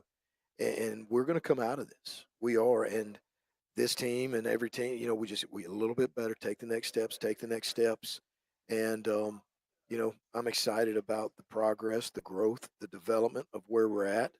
And, it's time for us to go take that next step. It's time for us to finish, year one, 5-1. And, we won some big close games, but we had that opportunity and then we lost a lot of close games. We didn't finish. We didn't find a way to make those plays in the end. And then the last year, same thing, started out 3-1, and you consider and you can be an excuse maker and come up with things, but then you're never going to get through that storm when you start making excuses, because all you're going to do is make excuses. And we knew the situation coming in. This was a program that has been down, that has had tough times, that has had its glory days, but has been on a long stretch of tough times. And there's only one way to get it off the ground is you just got to keep lifting it day in and day out, day in and day out. And the real change is really happening, and I believe this. Been a part of 4 championships, and it always starts at the top, and we've got a president and President Carrie Castile that it's her leadership in these last 13 months, her leadership, her energy, her work ethic, her attitude, and it's been contagious all over it. And all those things got to align, from being the interim AD to now having SJ Tui, as our athletic director, to our sports medicine. It's just things that were broken are now fixed in so many areas, and we just got to continue one day at a time, just fixing, and then the fruit will grow. I've got to ask you about it. We were kind of joking about it before we started, with the injuries and the situations you've just never seen before. There were a couple pressers mid-year last year where we're talking to Coach Des and we're going, this offensive line deal, I mean, have you ever seen anything like it? It's like there's 6, 7 guys that are out for the year. I've never experienced it. You guys had a little thing, and it's a more unique position. It's a kicker spot. I guess it's one of those things. If you coach long enough, you'll come across a situation like that. But I mean, how do you deal with it? It's just What do you do? We lose Max Larson, who's second team all conference, torn quad against UTEP in warmups. Okay, Luke's up, Luke Stagg. Then the next week we play Arkansas State, and he tears his pec off, on a kickoff. We're making a tackle. So, and then I'm sitting there going, what's that have to do with his leg? I'm saying, but he had to have surgery, or it was going to affect him later on in life. So, and Luke, hated it, but it's what it is. But at the end of the day, what do? We had open tryouts 5 times. We got kids out of dorms. We got, all right, who kicked in high school? And, we had guys that stepped up, that did everything they could. They had the guts to put the pads on mid-year and go out there in front of a crowd. And Jacob Chamberlain, they would come out there and I was proud of them. They weren't put in, they didn't volunteer for it. They didn't expect this to happen, but they wanted to try to help, their university and their team. But the fix is get 3 kickers, and that's what we got. We got 3, and they are not allowed to be touched. And nobody gets around them. They have their own personal workout.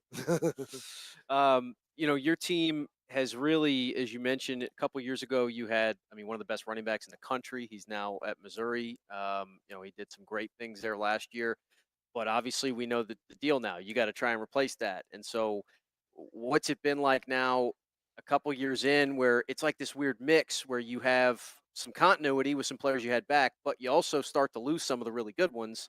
So you're kind of like trying to manage that inflow and outflow. How's that been for you? It's what college football is right now. And if you look at the last 2 years, maybe 3, especially the last 2 years, people are adding around 40 plus, especially in the Sun Belt, new players a year. So you're having to build a team year to year. You don't have that true freshman, redshirt sophomore, redshirt junior. You don't have that, and your team can change. It does change year to year. And I think the biggest thing that we have done a great job of overall, and this is the town, this is the administration, this is everybody, that is we've had the highest retention in the Sun Belt back to back years of returning teams. Now La Tech is, but they weren't in the Sun Belt last year. So I think that's a big deal. And when those returners are Noah Flemings and they're AJ Vincents and they're Aiden Armetas and they're Jabari Tillers and they're guys that were recruited really hard to leave. And they bring all those scars. Because if you didn't go through what we went through last year, you have no idea the bone crushing, soul crushing losses and plays that, we went through. And that's what it was. But when your best players decide that they are on the mission and they want to be here and they like Monroe and they like the culture. So when you bring in those 40 new players, now your best players that have those scars and are your best leaders, you can grow that team so much faster than having guys just a whole new team. They don't know what we went through at ULL last year. They don't know what we went through with Troy at home. They don't understand Southern Miss. It's 21-17 or whatever it is, and we get the first drive of the second half, and they punt, and we fumble the punt that changed the entire. I mean, there were just some things that I've got to make sure that I do a better job of having this team prepared, but we've got to learn from. One of the things we've been asking a lot of structure of college football questions throughout this week, and maybe things that can be tweaked, and coaches have given their opinions on it. One of the ones that continues to come up, and I don't know how many different legal ramifications it would have, how many things you'd have to pass, but could we get to a point, and Ahmad Hardy would be a great example of it, just obviously separating that situation. Hey, here's a great player. You guys do the legwork. You found this guy. You give him a shot early. He has great success. Now he wants to capitalize on it. That's great. I think you would agree. Hey, it's go get paid a lot of money and play some football at a high level. Shouldn't there be something that comes back to you guys in that process, right? And it's, I don't know if you call it a transfer fee, you call it a, something.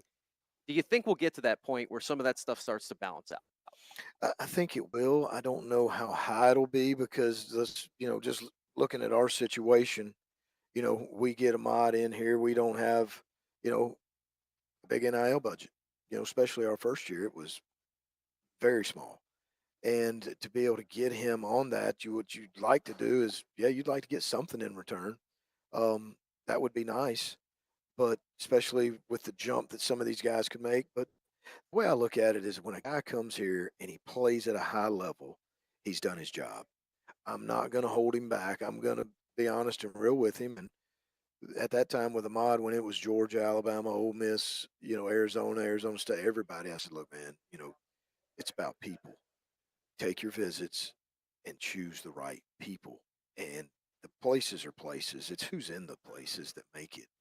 And I really thought he was going to go to Ole Miss just because it's back home, in his home state. And then he came back, and I was like, what made you choose Missouri? He goes, Coach, people. And he's thrived out there. And then the guy that really hurts, where you should be something compensated, was the guys that you would lose in the spring portal, like a Wydett Williams, who was an all-conference, our leader, captain. We lose him the last week of April. Now, that hurt because you can't replace him. You lost spring. That right there, them closing the second portal window where we only have one, was one of the best decisions the NCAA has made. Coach Bryant Vincent is our guest here as we are talking on the LohDown Sunbelt Media Days. Let's talk about your team this year. You mentioned some of the guys that are back, Armena. What has been kind of the identity of this group early on, and what are you excited about? If you look offensively, I'm excited about our offensive line. I think they are the closest unit on the whole team. They take a lot of pride in work and doing things the right way. And I think we're too deep. We've got a lot of experience coming back. We've got AJ at right tackle, who I think is one of the top players, up front in the league. You've got Colleen Croswell, who started 8 games. You've got Drew Hutchison. You've got Reese Steele coming back, who started until he tore his ACL, against Arkansas State. You've got Nate Green coming back. You've got Roscoe Tucker coming back, who Roscoe tore his knee up the first day of fall camp. And he's a 6'5". He was our starting guard. So we've got really good depth up front. I'm excited about it. I think we've got the right mentality and the right makeup. Quarterback position, we probably have the only 3-year returning starter in the league, and that's got to mean something, because that experience is, you can't buy it. He's been in the league. He's been in these games. He's been on the road. The games have slowed down for him now. He's got competition behind him with Landon Graves and Austin Carlisle, which is good for everybody in the team. And then running back position is unproven. I think we've got 6 to 7 backs that are capable. It'll show itself. Our receiver position is, we've got more playmakers than we've ever had. We lost our 2 starting outside guys the last scrimmage of fall camp with Nick and Buck last year. That really hurt us. So we went out and we've revamped our receiver room, and I think that a Parker Fulgham, from Clemson, who grew up in Shreveport, he's a big addition. He's a good player. Marcellus Jackson, having Nick back healthy. Nick really wasn't healthy until the last 2 weeks, and I think people kind of saw him a little bit that last game of the year of who he is, and he was just a sophomore last year. He's a state champion high jump guy. He wasn't able to lift weights that whole season, so you're just seeing a guy out there because he's tough. But really like our tight ends. I think Bryce Anderson is probably the most underrated player in the conference. He's 6'6", 260, signed with Memphis out of Iowa Central. We beat Oklahoma State and Arkansas on him, and that is real. He played for Coach Montaldo, my offensive coordinator at Iowa Central, and I think that relationship and knowing the offense played a key role. But, man, this kid's got a chance to be as good as anybody or the best in the league. So unproven, though. But, I think we can make plays on the edge. We've got quarterbacks that make good decisions, and we've got a front that has depth. But you got to hang on. We saw a lot of ULL last year, and Dez early, I was like, good gosh, man. Are y'all still practicing? He's like, yep, got to. That's what got him through. I want to close it with this. Maybe you can speak a little bit on it, because it's just, I think there's a lot of, from the outside, and maybe, some people, it's as simple as they turn the game on Saturday, they see the result, and that's what they live with. Some people know maybe a little bit of what goes into it. There's a lot of stuff in this sport, and there's always been a lot, but right now in some individual unique situations, right? It's no secret that ULM doesn't have the finances that some other schools have, right? What has it been like from the inside, working in a situation like this, being able to try and get the most out of it, seeing some of your peers in the league do it with maybe similar situations, and then some you look and go, man, that guy's got maybe triple, quadruple what I have to work with. How has that been to manage? It's all about your mindset and what you're willing and wanting to do. Starting a Spanish Fort High School program from scratch with no facilities for the first 2 years, rebuilding the Greenville High School program with no facilities, really nothing, and just getting out there and digging and building it day by day. I think those experiences, UAB, from it shutting down to bringing it back and getting the things in the town rally, there's a process that all the things that have to happen. And I think year one, starting the nutrition program, putting over $2 million, into the facilities in the last 2 years, just growing all the equipment, the training staff, just really the recovery room. The things that we've been able to accomplish in 2.5 years is really incredible. If you really looked at the beginning, which we've got all the pictures and where we started to where we're at, it's just part of it. I mean, we're in the ashes now. Ashes. Been burned, left for dead. And we had to rebuild. And we're doing that, and that is not a lot of people want that. They'll run from it, and they're like, man, ain't no way. But I'm attracted to that. And the people in Monroe and the relationships that I've made are the best relationships, in my career. And I mean that. I had the opportunity to leave. I don't want to. I want to build this program. I love this people. I see there's something to be said about making an impact and turning the culture of the university and the town around to really just showing them the best version of themselves. If Monroe decided to be the best, everybody as a whole, the best version of themselves, it could be electric. It really could, because all the bones are there. You just got to be willing to put them together. Coach, it's well said. Thank you for doing this. Best of luck this season. We'll talk to you again down the road. Absolutely. Appreciate you. Go Warhawks. Appreciate it. It's Brian Vincent, the head coach of the ULM Warhawks. Appreciate his time here as Sunbelt Media Days continues on. Thursday edition of the show. We have got just less than 45 minutes left here on today's show. So let's go ahead and do this. We'll take a break. As I mentioned, we actually have a little bit of an opening. So we'll switch gears for the first time really in a while. We'll just have a chance to reset, catch our breath a little bit. It is the LohDown. Stay tuned. This is the LohDown with D-Loh. Live on ESPN 1037 Lafayette and 1041 Lake Charles, Southwest Louisiana's sports station. From Tiger Stadium to the Texas state line, ESPN 1037 Lafayette and 1041 Lake Charles is your home for live and local sports talk in Southwest Louisiana. We're your official home for the LSU Tigers and Houston Astros. ESPN 1037 Lafayette and 1041 Lake Charles also tackles the latest involving the Louisiana Raging Cajuns, McNeese Cowboys, and New Orleans Saints. So keep it locked right here. ESPN 1037 Lafayette and 1041 Lake Charles, Southwest Louisiana's sports station. Ozempic, Wegovy, GLP-1s. Every day, one thought haunts you. What if I stop? A 2026 British Medical Journal study says you're going to gain every pound back. So, what now? Well, there's an answer. Alex Goen patented hypnosis. The Journal of the American Medical Association says adding behavior therapy to GLP-1s produces 3 times the results than GLP-1s alone. And hypnosis is behavior therapy concentrated. Alex Goen Hypnosis is the only U.S. patented hypnosis proven useful by the U.S. Patent Office. Engineered to destroy cravings, make you full on half the food, and kill late-night fridge attacks. Only $59.99 or your money back. Weight loss seminar Saturday, July 18th at the Hilton Garden Inn Cajun Dome, 11 a.m. Sign up at alexgoen.com. That's ALEXGOEN.com.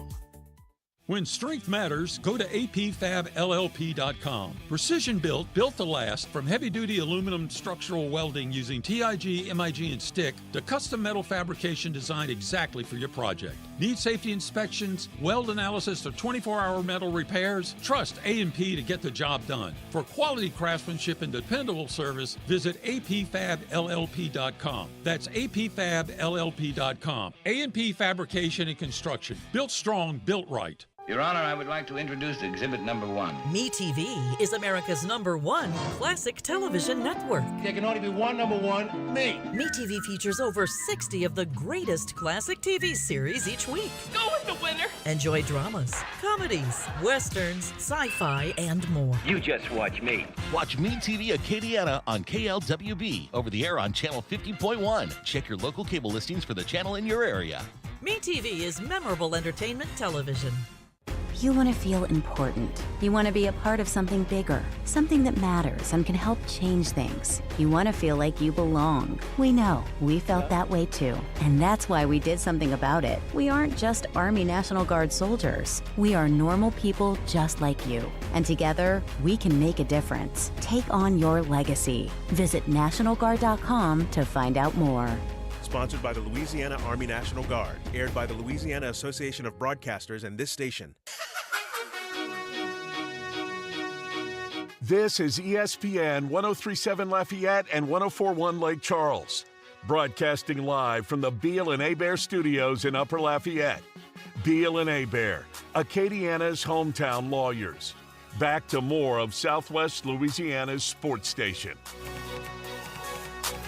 All right, back here on the LohDown. We are still here, Sunbelt Conference Media Days, New Orleans, Louisiana. It's my favorite part of Media Days, and that's the part where everybody's left. And myself and Dave Schultz are sitting here chilling in the back corner with still some time to go in our show. So we've got, as we mentioned, the Cajuns are going to be our finale. Makes sense, obviously. We'll have Coach Des at 2:40. Hopefully they're able to get back from the Superdome a little earlier than that. And if they are, then we'll grab them for a few extra minutes. And then the players will do Lunch Winfield, George Jackson as well right at the end. And you know who else is still here? Kevin Foote's still here, and he's with us right now.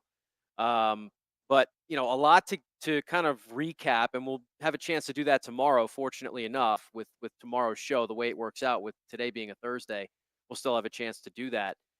We do have a little chance to at least look in at what happened in the World Cup yesterday. Argentina takes down England 2-1. As we mentioned, this match was going on throughout the first hour of the show. But all the action of it happened in the second 45 minutes. Anthony Gordon got on the board for England at the 55-minute mark. It was 1-0 England until there was 5 minutes left in normal time. And everybody, if you've seen Argentina in this tournament, it's not over until it's over, because they did it against Cape Verde and they did it against Egypt and, even to an extent Switzerland there after, falling behind. But they did it again. And so much was made about England's lack of aggression after their first goal. And I got to agree with that. Not being a soccer expert, but still you can see it, right? They sub out some attackers for some defenders. Argentina counters with some extra offensive minded players. And I just, it's one of those things we talk about in football, like, how are you okay with losing?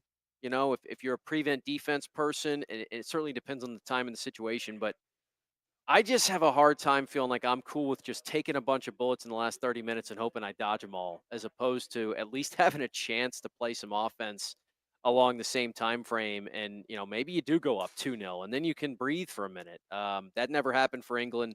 Enzo Fernandez, and the ball goes off the post. That sequence of events too, when they get the second goal, but the first one on Fernandez, just a missile of a strike from right near the line of the box, gets them on the board. They end up taking the lead, as I mentioned, and ultimately winning it when Martinez scores in the 92nd minute in stoppage time.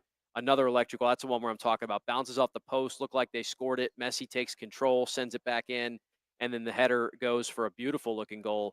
Messi gets both assists. There was a little question about him being offsides. Don't think he was. And here's those numbers to tell you about, like, how England just gave up possession and just basically said, "Hey, Argentina, we're just going to try and defend you." Argentina completed 537 passes in this match to 273 for England, almost double. They had the possession 64% to 36. Expected goals, as I've talked about before, that's a stat that can be misleading, because if you get a couple goals, even with a low expected rate early in a match, well, then, yeah, you're not going to be as aggressive later on, but you still technically have, less expected goals. But still, Argentina 1.59 to just 0.53 for England there. Shots on goal 5-2, big chances 3-1. It wasn't close in anything, I mean, Argentina, and that's a lot of the broadcast guys said it afterwards. They're like, the better team won the match, and that is kind of how you feel about it. So England, I know they've been known for this, but I will say I'm not upset. I'm not upset about this at all. England deserved to win nothing on our soil on 250th anniversary of America. So I'm very happy that they're headed home. Argentina and Spain. It should be an interesting final. It should be an interesting final. Ironically enough, France and England in the third place match has a whole lot of reasons for intrigue as well. I guess your equivalent of a bronze medal match here in the Olympics. That'll be Saturday at 4:00. I was also curious. I was like, are they going to play? Are they going to go ahead and play this at the same place that the championships played? No, they're playing it in Miami. So completely different itinerary, whether you're playing for the championship or third place. So instead of flying to New York, the English team has to fly all the way down to Miami, and that is where they will play France at 4:00 on Saturday. Then the championship for Spain and Argentina takes place at 2:00 on Sunday. So it should be a lot of fun. Look, my pick is now officially out of it. I had the Final Four going into it, completely correct in my bracket. I was proud of that, but it's no longer, because Spain, I did not have them beating France, and I actually didn't have Argentina beating England either. So I went 0 for 2 on those picks. And now we see two teams that have both won 5 in a row, and they have both gotten to this point with some real tests. I think both these teams have been really tested. Spain, it took a lot against Belgium. They had to win kind of a grinded out 1-0 game against Portugal. So it hasn't been smooth sailing for them, despite the fact that they did look fairly dominant against France in their semifinal match. But regardless, we get a chance to crown a champion. What a tournament it's been. And, certainly going to be a long 4 years before the next one, but it's been a great time watching all these matches and obviously bringing you the red card rundown each day on the show. I've been enjoying that as well. We do have a poll question of the day. As we mentioned, we haven't been able to give it quite as much love the last couple days just because everything going on, but we have mentioned it and we have given you an update here or there. So we will update it again With today's edition, we were asking you about that World Cup final. Is it Argentina? Is it Spain? Or are you not interested in it, which is always a fun one? 60% of you are picking Spain to win the World Cup final. 27% are going with Argentina. The remaining 13% are not interested. Ralph says he'll be rooting for Argentina, but they can't wait until the last 20 minutes to attack. Spain's coach won't make the same mistakes that England's did. Great World Cup. Ton's taking Spain. He says he thinks it's that Spain's the better, more complete side. Their keeper's been great. JBK's going with Spain. So a lot of votes for Spain there, all in the comments section. Remember, you can leave comments on Facebook and on Twitter, and certainly leave your votes. The Twitter version is how you can answer the official poll, but you can also just leave your votes via a comment if you'd like to leave it on Facebook instead. So a lot to digest here, as we mentioned. Lance McCullers was traded yesterday. We haven't really had a chance to even talk about that. Maybe we'll do that in the next segment. So we're going to take a break now. As I mentioned before, we'll get Coach Des whenever they show up. So that could be in a few minutes, or that could be closer to 2:40 as they're originally scheduled to. Let's go ahead and take the break now. So if they do return, we're ready for them. If not, we'll talk a little Astros before they show up, and then we'll get to Coach Des. We'll have George Jackson and Lunch Winfield to close the hour. It is the LohDown. Stay tuned. This is the LohDown with D-Loh, live on ESPN 103.7 Lafayette and 104.1 Lake Charles, Southwest Louisiana's sports station. Delta Media Corps is helping your kids head back to school in style, powered by Cosmetology School of Lafayette. This school year, we want to ease the pain in the pocketbook for parents by giving them free haircuts on Wednesday, July 22nd from 9 a.m. to 1 p.m. This is for kids only, ages 5 to 12. A parent or guardian must be present and sign a waiver for the free haircut. So join us at Cosmetology School of Lafayette at 5520 Johnson Street on Wednesday, July 22nd for free back-to-school haircuts. This game isn't fun. This game is a war. It's time for the 2-minute drill. Hurry it up, hurry it up, hurry it up. Powered by B1 Bank. Visit b1bank.com to find a location near you. Come on, let's go, you guys. Get in here, we gotta go fast now. Houston Astros made a trade yesterday that sends pitchers Lance McCullers Jr. and Colton Gordon along with cash considerations to the Milwaukee Brewers for outfield prospect Jaden Fielder. Jaden is the son of former Brewer slugger Prince Fielder and most recently played in High A in the Brewers farm system. The New Orleans Saints have reworked Alvin Kamara's contract, keeping the veteran running back in New Orleans for the 2026 season. Financial terms haven't been released yet, but the new deal ends months of speculation about Kamara's future in New Orleans. The World Cup final is officially set, with Argentina heading back to the championship match after a 2-1 comeback win over England yesterday. England led 1-0 heading into the 85th minute, but Argentina scored twice in the final moments to steal a 2-1 win and punch their ticket to the final for the second straight World Cup. Now the defending champions will face Spain on Sunday with another World Cup title on the line. Former LSU Tiger and College World Series champion Tommy White has been called up to the show by the Athletics. The 2024 second-round pick is hitting .303 with 10 home runs and 64 RBI and is expected to make his pro debut on Friday night against former teammate Dylan Cruz and the Washington Nationals.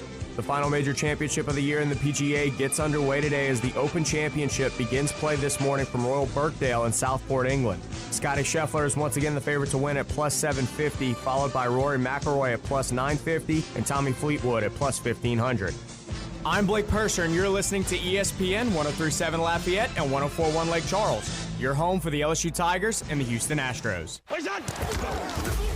The 2-minute drill has been powered by B1 Bank. Visit b1bank.com to find a location near you. ESPN 103.7 Lafayette and 104.1 Lake Charles is packing its bags and headed to Tampa for SEC Media Days. Tune in starting Monday, July 20th, as RP3 and Mesh and the LohDown with D-Loh will be broadcasting live from Radio Row for ESPN's Live from SEC Media Day coverage, powered by Service Chevrolet Cadillac. Kick off the 2026 season in Tampa with ESPN 103.7 Lafayette and 104.1 Lake Charles, Southwest Louisiana's sports station. The best businesses aren't just businesses, they're neighbors. Here's a message from a proud certified South Louisiana business.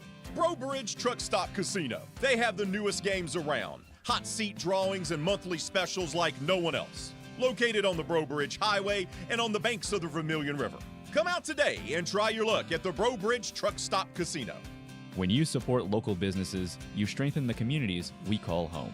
Shop local, support local, certified South Louisiana.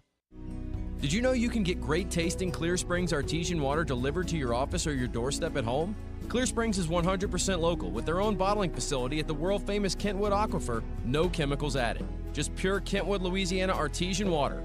Clear Springs Water offers delivery of 5 or 3-gallon water service with a hot and cold temperature water cooler or even single-serve bottles delivered to your home or office. Easy to reach, clearsprings.net, then contact us tab or 337-519-3563. Hello, Acadiana. Cajun Carts is your #1 full-service dealer for new, used, and custom golf carts. Perfect for on the job site, the neighborhood, or even out on the green. We are the only authorized dealer of American-made E-Z-GO and Club Car here in Acadiana. For all your service, sales, and mechanical repairs, we got you. So don't wait. Roll on over to CajunCarts.com or stop by our Lafayette location by the Jockey Lot and see why we've been Louisiana's golf cart headquarters since 2003. Cajun Carts. Why walk when you can ride? Oh, look who's here. Everybody Loves Raymond is on MeTV. Who told you that? Raymond! America's #1 classic TV network. Nothing even comes close. Enjoy 2 back-to-back episodes every weeknight. We're doing it twice. Watch Everybody Loves Raymond. Yeah, it's all about you, Raymond. Weeknights starting at 8 on MeTV.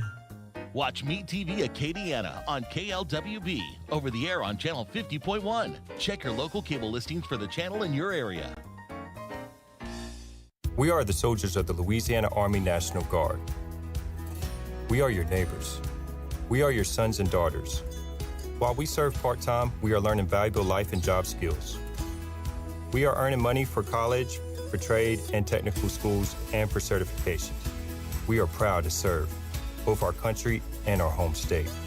We are your Louisiana Army National Guard. Sponsored by the Louisiana Army National Guard. Aired by the Louisiana Association of Broadcasters and this station.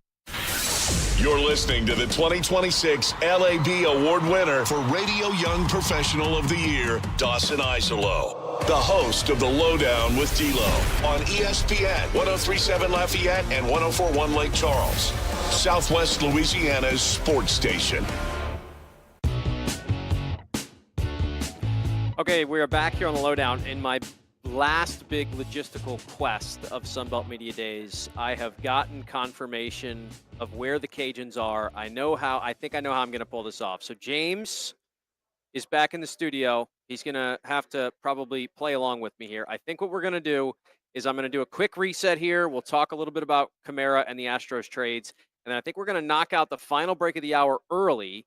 So that way, when they show up, because I think they're going to be here in like 5 minutes, when they show up, we can just go straight into Coach Dez, and then he can hand the mic to Lunch mid-segment, who can hand the mic to George Jackson mid-segment, and we'll get all 3 in. I think that's the best way through. So, Alvin Kamara's back on the Saints. I mean, it was a footnote in some ways. I think a lot of us assumed at this point, what was the other option, right? Were you really going to find a trade for him? Was he going to retire? Were you going to cut him? I just felt like, hey, you know what? It probably makes the most sense for him to play it out. So the Saints get the deal done.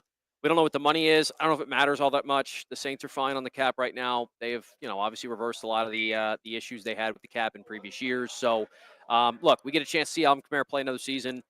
Look, I hope it's true, this kind of narrative that he's ready to prove some people wrong about him being done and washed up and all those things. I truly do believe in Kellen Moore's ability to get him in open space and get him some better touches.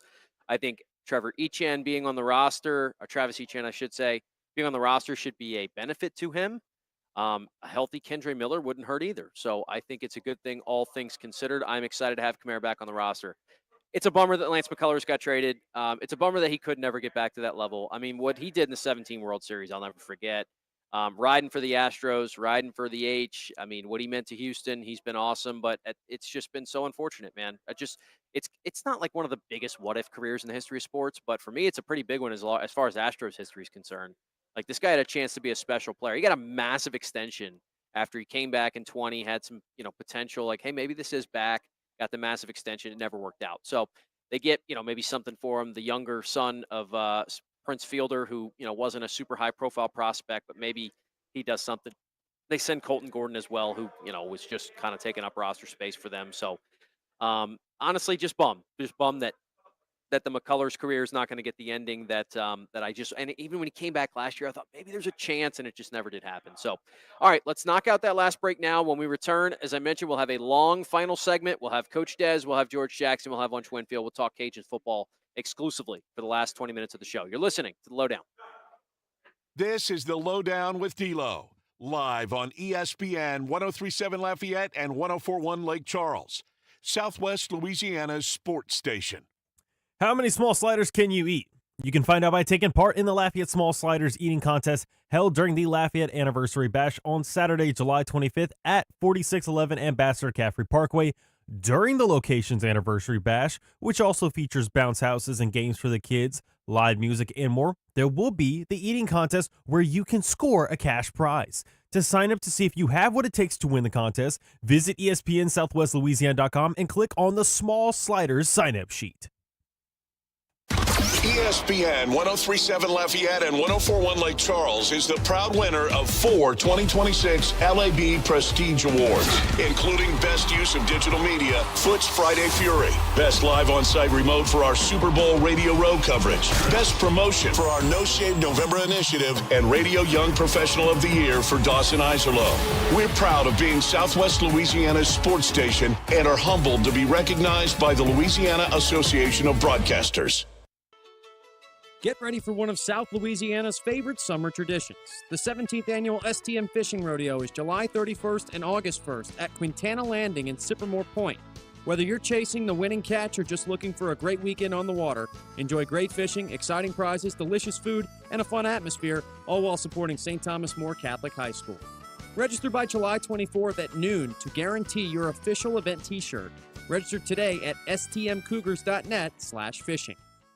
Are you looking for an eye expert? Well, visit Acadiana Optics in Broussard, locally owned, founded, and operated by Broussard native Dr. Lindsay Dugas. From comprehensive eye exams for glasses and contacts to diabetic exams, pediatric eye care, emergency eye care, cataract and LASIK evaluations, Acadiana Optics provides family eye care for all vision needs. Enjoy state-of-the-art technology, designer frame selections, prescription Maui Jim sunglasses, and custom glasses and contacts. Acadiana Optics in Broussard. Call today to schedule your appointment.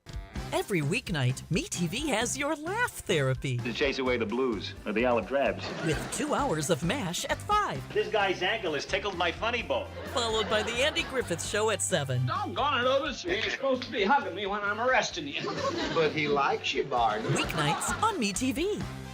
Watch Meet TV Acadiana on KLWB, over the air on Channel 50.1. Check your local cable listings for the channel in your area.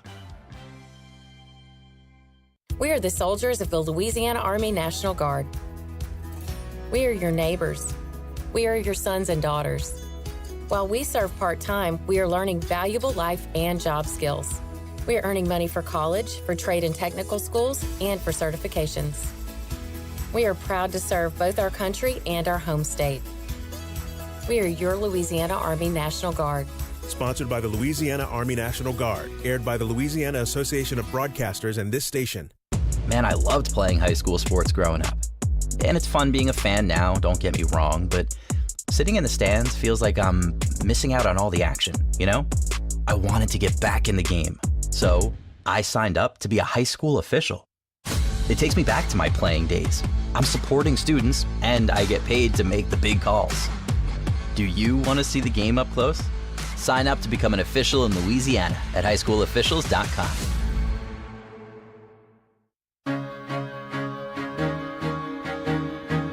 You're listening to ESPN 1037 Lafayette and 1041 Lake Charles, your home for the best local sports talk in Southwest Louisiana.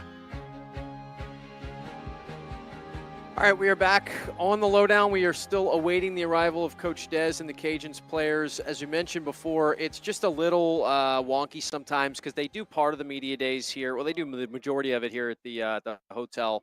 And then there is a segment that they do for the video team over at the Superdome where they have the Sunbelt Media actual conference offices. So that is where they are coming back from. I did get word from the team that we're headed back to the car about 10 minutes ago. And, you know, it's just a short drive right down the street there. So only about a mile or so. So hopefully they're going to be here in the very near future. But we are good to go through the end of the hour. We are caught up on breaks, so whenever they do show up, we will get to them. If they don't show up in time, then we'll have a conversation elsewhere. But there they are, perfect, just in time as Sully gets him back. So as I was explaining to the audience there, we'll just do one after the other here in one long rotating segment. So this will be perfect. So whoever wants to go first can go. All right, we'll get Lunch Winfield. He'll sit right here, and we will get this thing started. Lunch, good to have you back. Yep, there you go. I know it's a long day too, but how you making it out, man? I've been ripping and running this whole day. Yeah. It's been exciting though, for sure. What's this offseason been like, man? Getting the starting job, being the guy, that's got to be a different feeling. There's a different leadership. What's that been like for you? Just being the guy that everybody expects me to be, filling the role, being a leader for my teammates, for my peers, and make sure we ready and getting better. What did you learn when you got thrown into the fire last year? A lot of great performances, a lot of tough performances. What did you learn about yourself?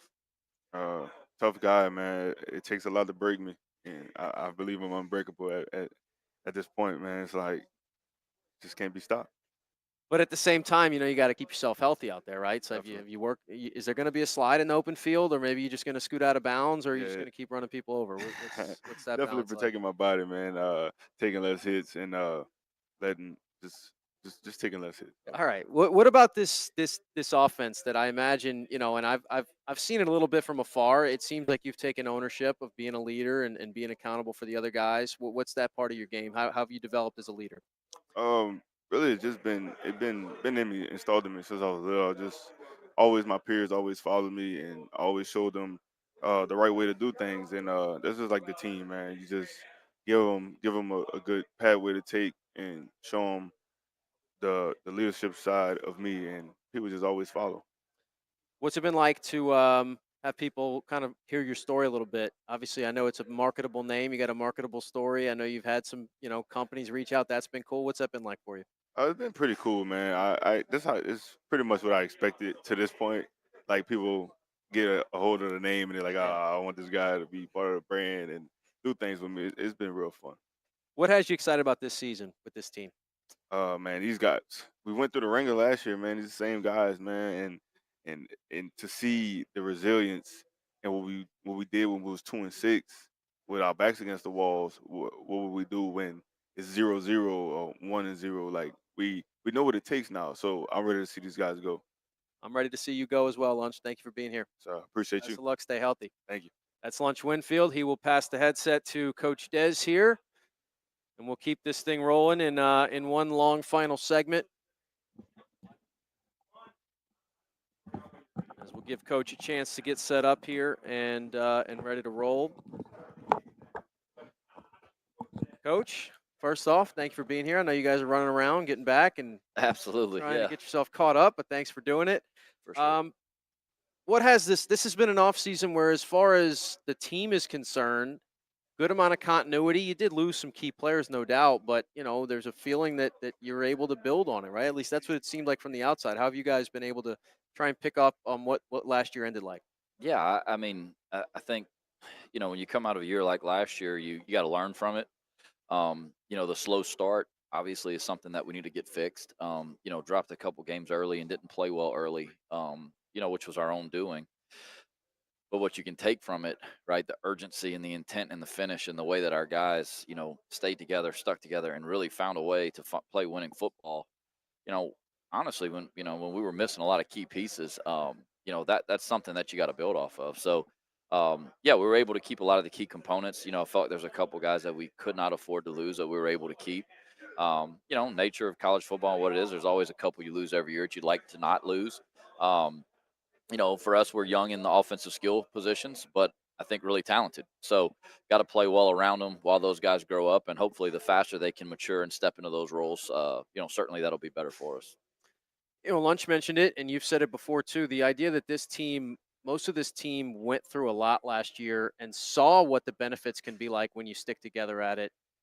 That's got to feel, and as he mentioned, now you feel like, hey, we're starting from zero. We don't have to start behind the eight ball this time around. What does that feel like, and do you think this team has maybe grasped how important that's going to be?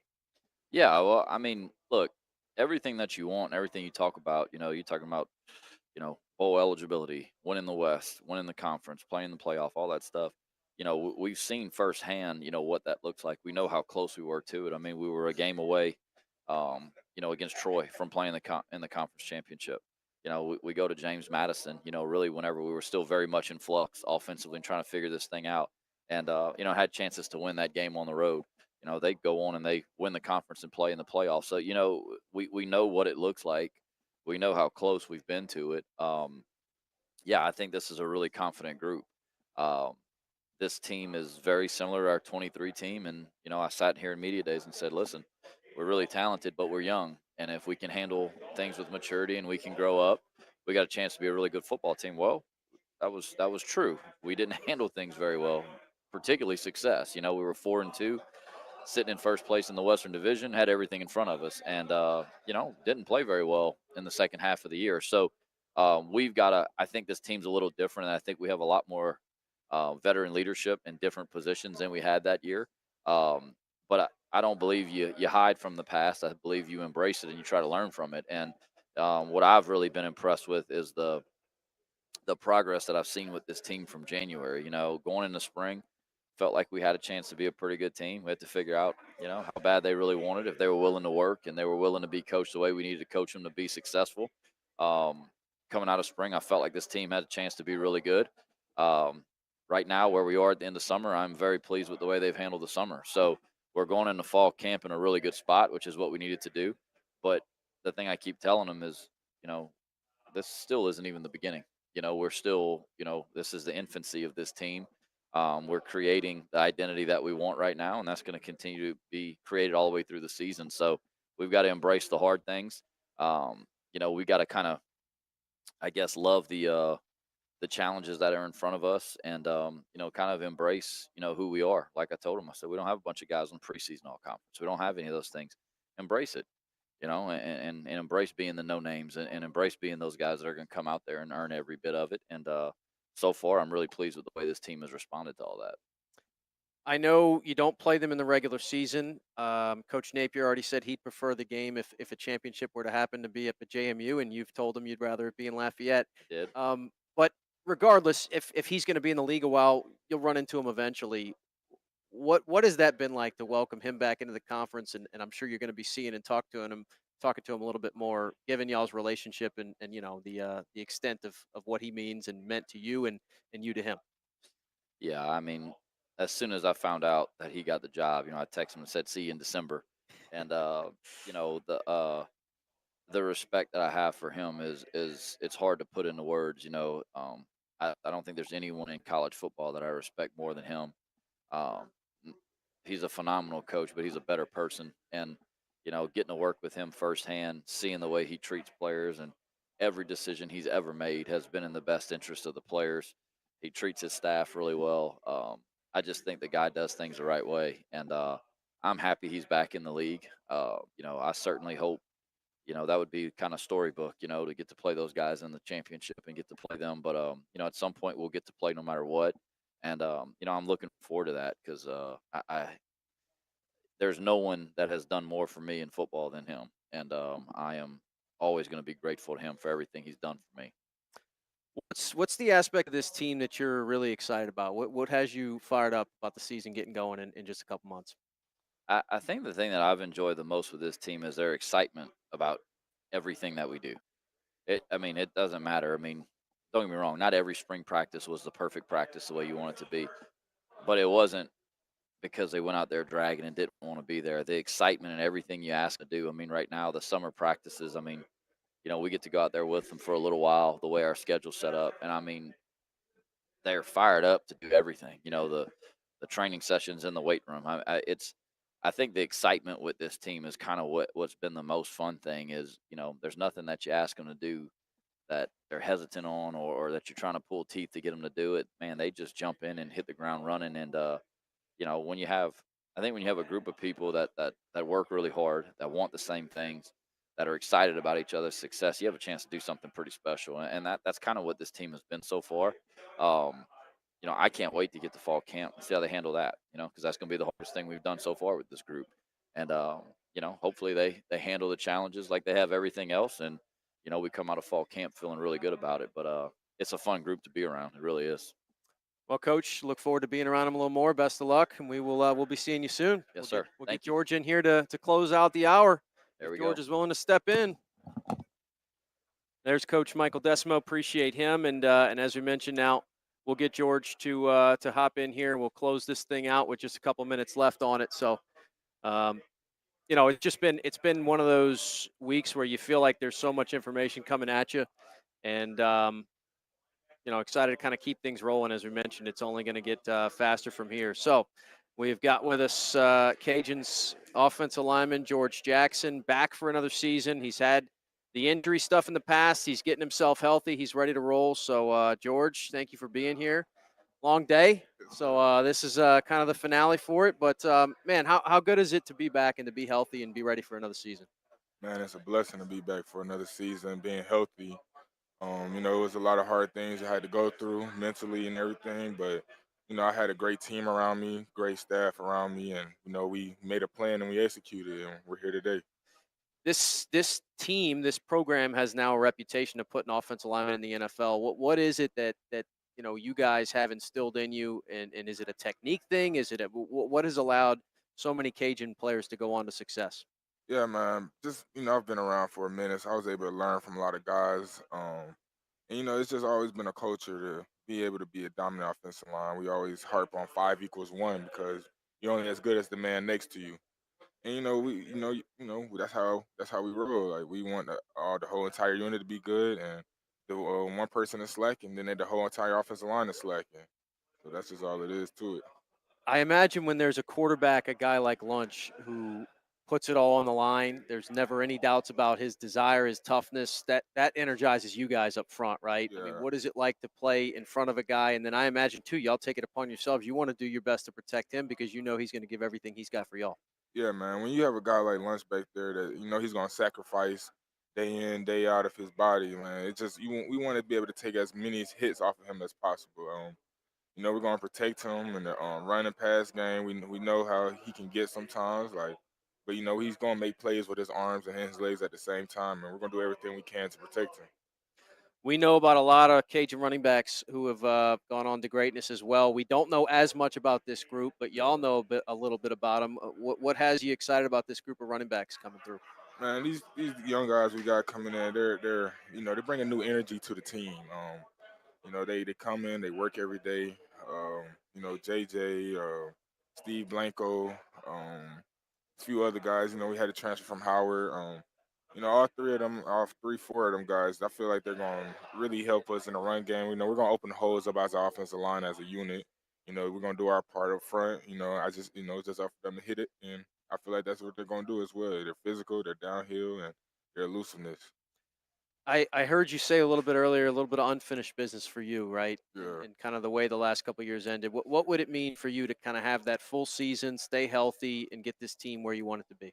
Man, with me a lot, at the end of the day, you want to go out with the championship. All we do is harp on is winning game one. Win game 6, then win the West, win the championship, get a chance to get into the college football playoffs. Each one of those steps leads to the next goal, and without that, it's nothing else we're playing for. That's what we're playing for at the end of the day. George, appreciate your time. Stay healthy. We'll see you throughout the season. Definitely. It's George Jackson with the Raging Cajun offensive line, and that's going to do it for us here at Sunbelt Conference Media Days. And how about that? We found a way to do it. I know James back in the studio probably had his doubts. I don't blame him, but we found a way to get it all in. 7 coaches on day 1, 7 coaches on day 2, the commissioner of the conference, the executive chair, the college football playoff president, and the Cajuns players. We got them all done. We will have 4 interviews left over actually 5. I lied. 5 interviews left over for you in 4 different segments on tomorrow's show. But that will do it for our live coverage here from Sunbelt Conference Media Days at the Marriott downtown New Orleans. Huge thanks to the Sunbelt Conference. Huge thanks to all the teams and players who helped us get all this rolling, everything through. Sam with the Sunbelt is tremendously helpful. James back in the studio. Kevin as well for being here with us. Matt Sullivan, everyone. Huge undertaking. So thank you all. We will be back tomorrow. As I mentioned, some spillover content, but that'll do it for us. AFR is next. This has been The Lowdown on ESPN Southwest Louisiana Sports Station. Do you know how many tax resolution firms have been forced to close because they were taking advantage of people or have gone out of business? It happens all the time. Hi, this is Kerry Bryson with the Bryson Law Firm. As a matter of fact, they're national tax relief companies that are currently under court orders to cease operations. So if you have IRS issues, do not fall for the threats and scare tactics of the national so-called tax relief companies. The Bryson Law Firm has been doing this for decades. We have a AAA BBB rating, and our entire focus is IRS problems and tax liability issues. An IRS problem is a legal problem. Let the Bryson Law Firm help you get relief the right way. So if you owe back taxes or haven't filed returns in years, it's time to call the Bryson Law Firm and finally resolve your tax issues. Don't put it off any longer. Call the Bryson Law Firm. Our headquarters are in Lafayette, and we have offices statewide. Or visit BrysonLawFirm.com to schedule your free consultation with your local tax resolution law firm, the Bryson Law Firm. LSB filing number LA251964. Looking for a great deal on golf this summer? Head to Farm Alley Golf Course for the Sizzlin' Summer Special. Every Tuesday through Thursday, tee off anytime between noon and 3:30 and enjoy 18 holes of championship golf, including a cart for just $55. That's unbeatable summer golf at an unbeatable price. Gather your friends, sharpen your game, and make the most of your afternoons at Farm Alley Golf Course. Book your tee time today and take advantage of the Sizzlin' Summer Special, only at Farm Alley. MeTV is America's #1 classic entertainment television network. And here's one of the reasons everybody loves MeTV. Oh, it's a classic. The great comedy lineup on weeknights. This will be fun. Come on. With MASH. Loaded with snappy comebacks. The Andy Griffith Show. I was just funning with Barney. And Everybody Loves Raymond. Now we got a show. Watch Meet TV Acadiana on KLWB, over the air on Channel 50.1. Check your local cable listings for the channel in your area. Live from Upper Lafayette, this is ESPN 1037 KLWB Karen Crow Lafayette, KLCJ FM Oak Grove Lake Charles 1041, a Delta Media station.